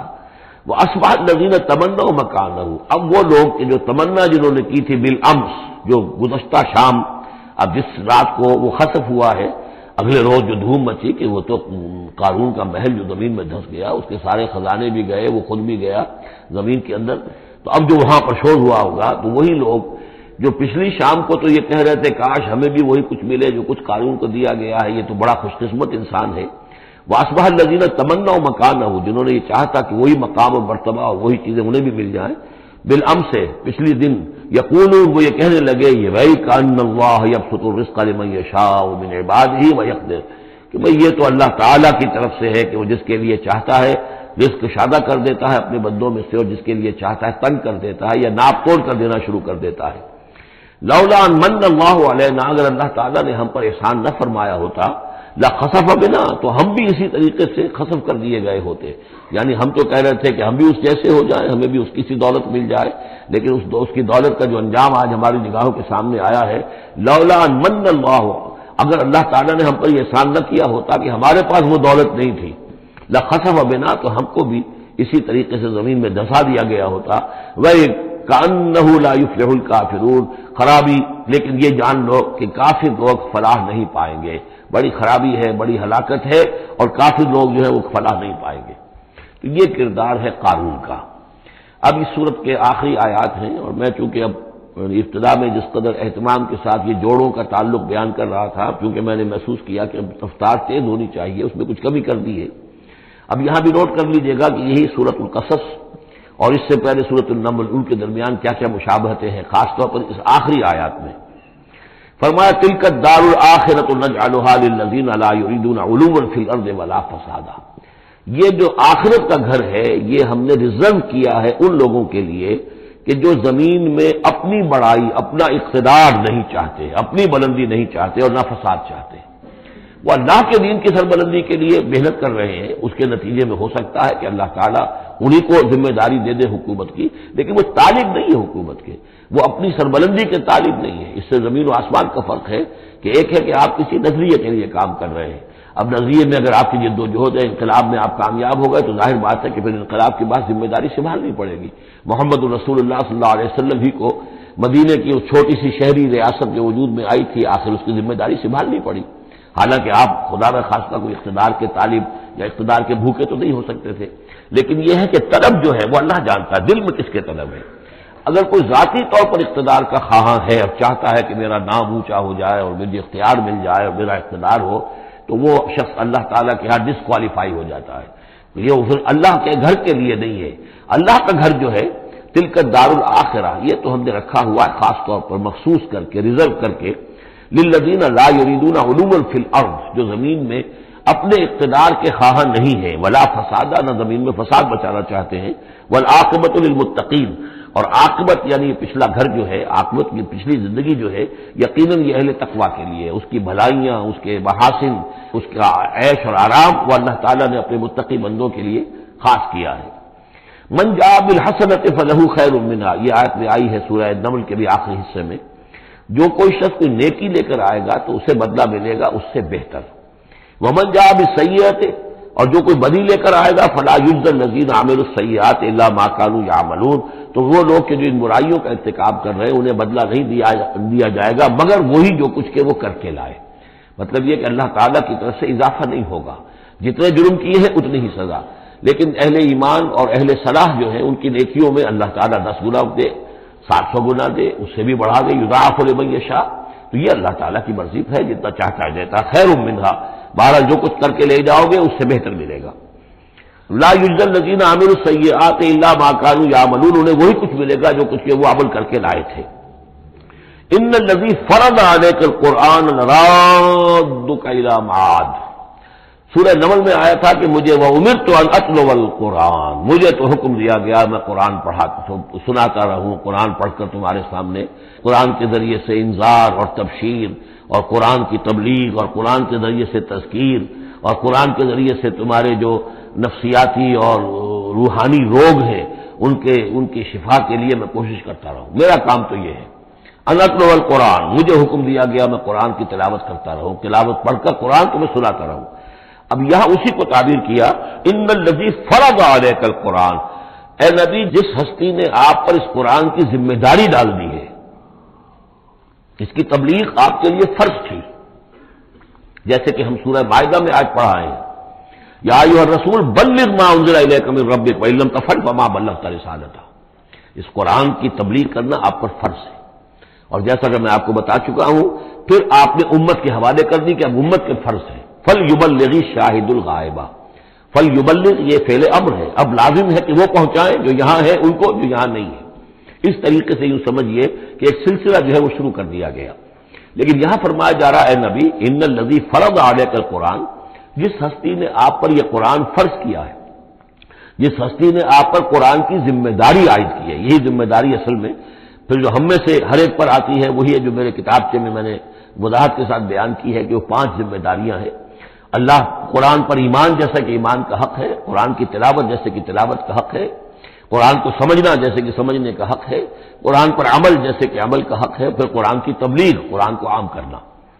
ان الذی فرض علیک القرآن رادک الی معاد، وہ یقین آپ کو لوٹا لے جائے گی وہ ہستی، وہ اللہ جس نے آپ پر یہ قرآن کی ذمہ داری ڈالی ہے، تبلیغ قرآن کا فریضہ آپ کے کاندھوں پر رکھا ہے،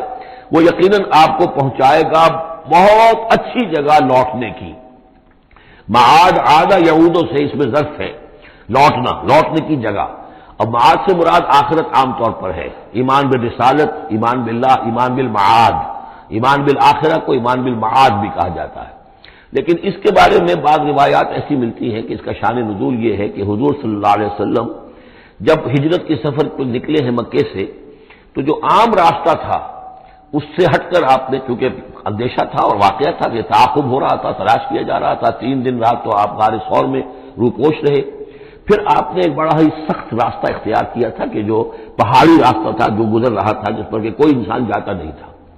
لیکن کچھ آگے چل کر وہ راستہ جو ہے وہ پھر اس مین راستے سے جا کر مل گیا. یوں سمجھیے یہ راستہ جا رہا تھا مین کہ جو مکے سے مدینے کا تھا. حضور نے ایک اور راستہ اختیار کیا لیکن کچھ عرصے کے بعد وہ راستہ جا کر اس راستے کے ساتھ مل گیا. جہاں ملا اب آپ خود سوچئے کہ وہاں ایک ایسی سچویشن آ گئی کہ حضور ایک ٹی پر کھڑے ہوئے ہیں. اب داہنی طرف جاتے ہیں تو مدینہ ہے اور بائیں طرف جاتے ہیں تو مکہ ہے. اس وقت حضور کے دل میں ایک ہوک سی اٹھی ہے، اس لیے کہ جب آپ مکے سے روانہ ہوئے تھے تب بھی روایات میں آیا ہے کہ آپ کعبے سے لپٹ کر آپ نے یہ کہا تھا کہ بیت اللہ مجھے تجھ سے بڑی محبت ہے لیکن میں کیا کروں، یہاں کے لوگ مجھے یہاں رہنے نہیں دے رہے. تو گویا کہ کعبے سے یہ جدائی تو آپ پر شاہ گزر رہی تھی. اب جب وہ آپ چند دن کا سفر کر کے اور چند دن وہ غار ثور میں روپوش ہونے کے بعد جب پہنچے ہیں، اب ایسی جگہ پہنچے کہ جہاں سے اگر دائنی طرف جاتے ہیں تو یہ مدینے کی طرف راستہ جانا تو آپ کو ادھر ہی ہے، لیکن سامنے وہ راستہ آ گیا کہ جو مکے کی طرف جا رہا، تو آپ کے دل میں پھوک سی اٹھی. اس وقت اللہ تعالیٰ نے آپ کے اطمینان کے لیے یہ آیت نازل کی کہ آپ گھبرائیے نہیں، مکے میں ہم آپ کو لوٹا کے لے آئیں گے، آپ یہیں پہنچیں گے، بڑی شان سے پہنچیں گے. اس وقت تو آپ کو نکلنے کے لیے جو ہے روپوش بھی ہونا پڑا ہے، آپ کا تعاقب بھی ہو رہا ہے، پھر وقت آئے گا کہ آپ ایک فاتح کی حیثیت سے داخل ہوں گے. تو یہ بھی اس کی ایک روایت کیونکہ ہے تو یہ مفہوم بھی اس میں نکل سکتا ہے، لیکن عام طور پر یہ ہے، اس سے مراد میرے نزدیک یہی ہے کہ آپ کے لیے جیسے کہ سورۃ الضحیٰ میں کہا گیا ہے بل الآخرۃ خیر لک من الاولی، اے نبی آپ کے لیے آخرت جو ہے اس دنیا سے کہیں بہتر ہے، لہذا آپ کے لیے تو یوں سمجھیے کہ جو اللہ لوٹا کر آپ کو لے جائے گا معاد میں، تو وہ معاد آپ کے لیے معادن، یہ گویا کہ یہ تحسین کے لیے ہے نکرہ، بہت عمدہ جگہ لوٹانے کی، جس کے لیے یہ بھی کہا گیا یا معاشر ربک کا مقام محمودہ، وہاں پر جو آپ کو مقام ملنا ہے مقام محمود، اور جو جنت حضور کی ہوگی جس کا کیا تصور کوئی کر سکتا ہے، تو ادھر اشارہ ہے۔ ان الذی فرض علیک القرآن رادک الی معاد قل ربی اعلم من جاء بالہدی، کہہ دیجئے کہ میرا رب خوب جانتا ہے کہ کون ہدایت لے کر آیا، کون راہ کی سوجھ لے کر آیا، کون ہدایت لے کر آیا، ومن هو فی ضلال مبین، اور کون وہ ہے کہ جو کھلی گمراہی میں پڑا ہوا ہے۔ وما كنت ترجو ان یلقى الیک الکتاب، اور اے نبی آپ کو تو کوئی توقع نہیں تھی کہ آپ کو کتاب دی جائے گی، کتاب القا کی جائے گی۔ یہی بات آئی ہے سورہ نمل کے اندر بھی، وَإِنَّكَ لَتُلَقَّى الْقُرْآنَ مِن لَّدُنْ حَكِيمٍ حَلِيمٍ، یہ قرآن تو آپ کو دیا گیا ہے، ایسا نہیں ہے کہ آپ متوقع تھے، آپ چاہتے تھے، آپ کو چلہ کشی کر رہے تھے کہ کوئی مجھے بھی کوئی روحانیت حاصل ہو جائے اور کوئی غیب کی معلومات حاصل کر لوں، معاذ اللہ آپ کا تو مزاج ہی وہ نہیں تھا۔ ایک بہت ہی جو سمجھیے شریف انسان اور ایک شریف تاجر، اسی لیے حضور نے فرمایا تاجر الصدوق الامین مع النبیین والصدیقین والشہداء، وہ تاجر تو بالکل سچا ہو، جھوٹ کی آمیزش نہ ہونے دے،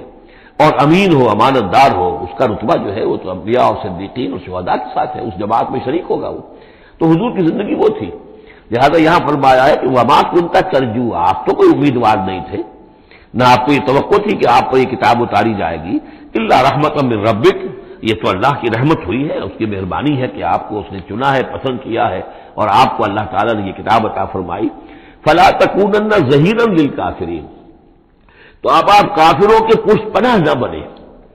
اس میں اشارہ ہو رہا ہے سمجھ، جیسے کہ ہم پڑھ چکے ہیں سورہ نساء کے اندر کہ اے مسلمانوں، گویا کہ یہ بات کہی گئی تھی کہ تم اپنی عصبیت اور قبائلی عصبیت کی وجہ سے،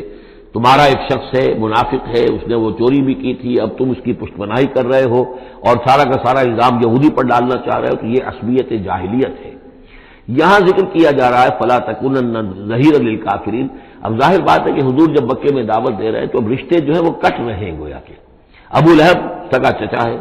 لیکن دشمنی کے انتہا کیے ہوئے ہیں۔ اب آپ اپنے رشتوں کو، ان کافرین کے ساتھ اپنے تعلقات کو کوئی اہمیت نہ دیں، ان کے ساتھ کسی عصبیت کا کوئی اگر اثر کہیں ہو بھی، کہیں اگر کوئی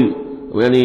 بہت ہی ادنا سا خفیف سا بھی شائبہ اگر دل میں ہو تو اس کو بھی آپ نکال دیجیے۔ یہی لفظ کہے تھے حضرت موسیٰ علیہ السلام نے جب وہ قبطی مارا گیا تھا ان کے ہاتھوں، جب اللہ تعالیٰ نے توبہ قبول کر لی کہ میں کبھی بھی ابھی کسی کافر کا اور کسی ایسے شخص کا، میں ظالم کا ظہیر نہیں بنوں گا، پشت پناہ نہیں بنوں گا، تو وہی حکم حضور کو دیا جا رہا ہے۔ وَلَا يَصُدَّنَّكَ عَنْ آيَاتِ اللَّهِ بَعْدَ إِذْ أُنزِلَتْ إِلَيْكَ، یہ اسی سورہ مبارکہ میں یہ آیت نمبر 17 تھی یہ۔ وَلَا يَصُدُّنَّكَ عَنْ آيَاتِ اللَّهِ بَعْدَ إِذْ أُنزِلَتْ إِلَيْكَ، اور نہ آپ کو برگشتہ کر سکیں، روک سکیں، آپ کے رخ کو موڑ دیں اللہ کی آیات سے، بعد اذ انزلت الیک، جبکہ وہ آپ پر نازل کر دی گئی، ودعو الی ربک، یعنی یہ آپ کے کنبے والے، قبیلے والے، آپ کے یہ قریش جو ہے جو آپ ہی کے قبیلے کے لوگ ہیں، اگر آپ ان کے ساتھ کوئی اپنا بھائی چارہ رکھیں گے اور کوئی ان کے ساتھ تعلق قلبی جو ہے استوار رکھنے کی کوشش کریں گے، اگر کسی درجے میں بھی یہ قبائلیت جو ہے آپ کے اندر رہی تو یہ روک دیں گے پھر آپ کو، یہ تو پھر اس سے استعمال کریں گے اور اس کی بنا پر جو ہے وہ پریشرائز کرنے میں آپ کو کامیاب ہو جائیں گے کہ وہ آپ کو قرآن مجید کی جو آیات آپ پر نازل ہو رہی ہیں ان سے برگشتہ کر دیں۔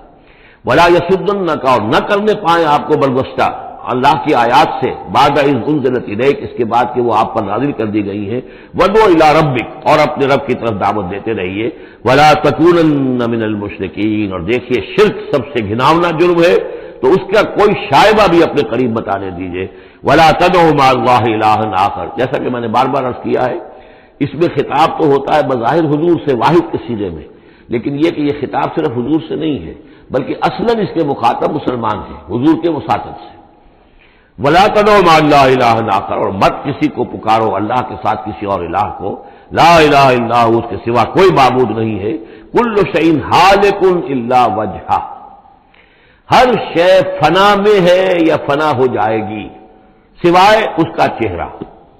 اب یہ کہ اللہ کا چہرہ کون سا ہے، اور یہ کہ اگر اللہ کا چہرہ جو ہے صرف اس کے لیے فنا نہیں تو کیا اللہ کے لیے کوئی باقی اعضاء بھی ہیں، ان کے لیے فنا ہے؟ معاذ اللہ ثم معاذ اللہ۔ یہ آیات جیسا کہ میں نے عرض کیا کہ اللہ کی ذات سے متعلق ہوں، عالم برزخ سے متعلق ہوں، عالم غیب اور عالم آخرہ کی، ان کے بارے میں بس جتنا کچھ بتا دیا ہے اس کے اوپر اکتفا کی جائے، اس سے آگے منطق کے حوالے سے اس کا جو ہے لازم اور ملزوم کے ایک ایک قدم بڑھاتے نہ جائیں تو اس میں یہ ہے کہ انسان جو پھر غلط راستے پر پڑ جائے گا۔ العجز عن درک کی ذات ادراک ہو، حضرت ابوبکر صدیق نے فرمایا تھا اللہ تعالیٰ کی ذات تو وہ ہے کہ جب انسان یہ سمجھ لے کہ میں اس کی ذات کو نہیں سمجھ سکتا، بس یہی ادراک ہے، یہی معرفت ہے کہ اللہ کی ذات جو ہے وراء الورا ثم وراء الورا ثم وراء الورا۔ یہ الفاظ شیخ احمد سہندی جن کو ہم مجدد الفسانی رحمۃ اللہ علیہ کے نام سے جانتے ہیں، وہ اپنے خطوط میں مکاتیب میں انہوں نے بار بار یہ الفاظ کہے، ذات باری تعالیٰ وراء الورا ثم وراء الورا ثم وراء الورا، اس کا کوئی تصور کسی انسان کے لیے ممکن نہیں ہے۔ لیکن یہ کہ ہر شے ہلاک ہو جانے والی ہے سوائے اللہ کے چہرے کے، ظاہر بات ہے کہ ہر شے کے لیے فنا ہے، اور یہاں پہ اکثر لوگوں نے پھر اس منہ سے مراد لیا پوری ہستی، جیسے کہ ہم بھی کسی کے منہ دیکھو کہ یہ کام کر رہا ہے تو گویا کہ کسی کے لیے، کسی کی رضا جوئی کے لیے کر رہا ہے، تو اس اعتبار سے گویا کہ ذات باری تعالیٰ تو ہے کہ جو ہمیشہ قائم رہنے والی ہے، اور یہاں اس کے چہرے سے مراد اس کی پوری ذات ہے۔ باقی جو کچھ ہے، اب جو ہمارے ہاں صوفیہ ہیں جو وحدت وجود کے قائل ہیں وہ تو اب بھی سمجھتے ہیں کہ باقی جو کچھ ہے وہ ہے ہی نہیں، معدوم کے درجے میں ہے، اس کی کوئی حقیقت نہیں ہے۔ کل ما فی الکون وہم او خیال اور وقوف فی المرایا اور ظلال، جو بھی کچھ اس کائنات کے اندر ہے اللہ کی ذات کے سوا یا تو وہ وہم ہے، کل ما فی الکون وہم او خیال اور وقوف فی المرایا، یا جیسے کہ شیشوں میں عکس نظر آتے ہیں، آئینہ قد آدم ہے، آپ اس کے سامنے کھڑے ہیں تو آپ پیچھے بھی نظر آ رہے ہیں اس کے، ہے تو نہیں آپ وہاں، تو جیسے کہ شیشے میں عکس ہوتا ہے کہ اس کا وجود کوئی نہیں، اسی طریقے سے یہ کائنات جو ہے اپنی اصل کے اعتبار سے معدوم کے درجے میں ہے۔ اور پھر یہ کہ یہ بھی ہمارا عقیدہ ہے کہ ہر شے فنا ہو جائے گی۔ لہ الحکم، اسی کے لیے ہے اختیار، بادشاہی، حکومت، وَإِلَيْهِ تُرْجَعُونَ، اور اسی کی طرف تم لوٹا دیے جاؤ گے۔ یہاں یہ چار صورتیں جو تھیں اس گروپ کی، وہ میں نے عرض کیا تھا کہ چار ایک مزاج کی ہیں، اور اب جو چار ہیں وہ ایک مزاج کی ہیں، اور یہ چاروں اب شروع جو ہو رہی ہیں وہ الف لام میم سے ہو رہی ہیں۔ ان میں سب سے پہلی سورۃ العنکبوت۔ بارک اللہ لی و لکم فی القرآن العظیم ونفعنی وإیاکم بالآیات والذکر الحکیم۔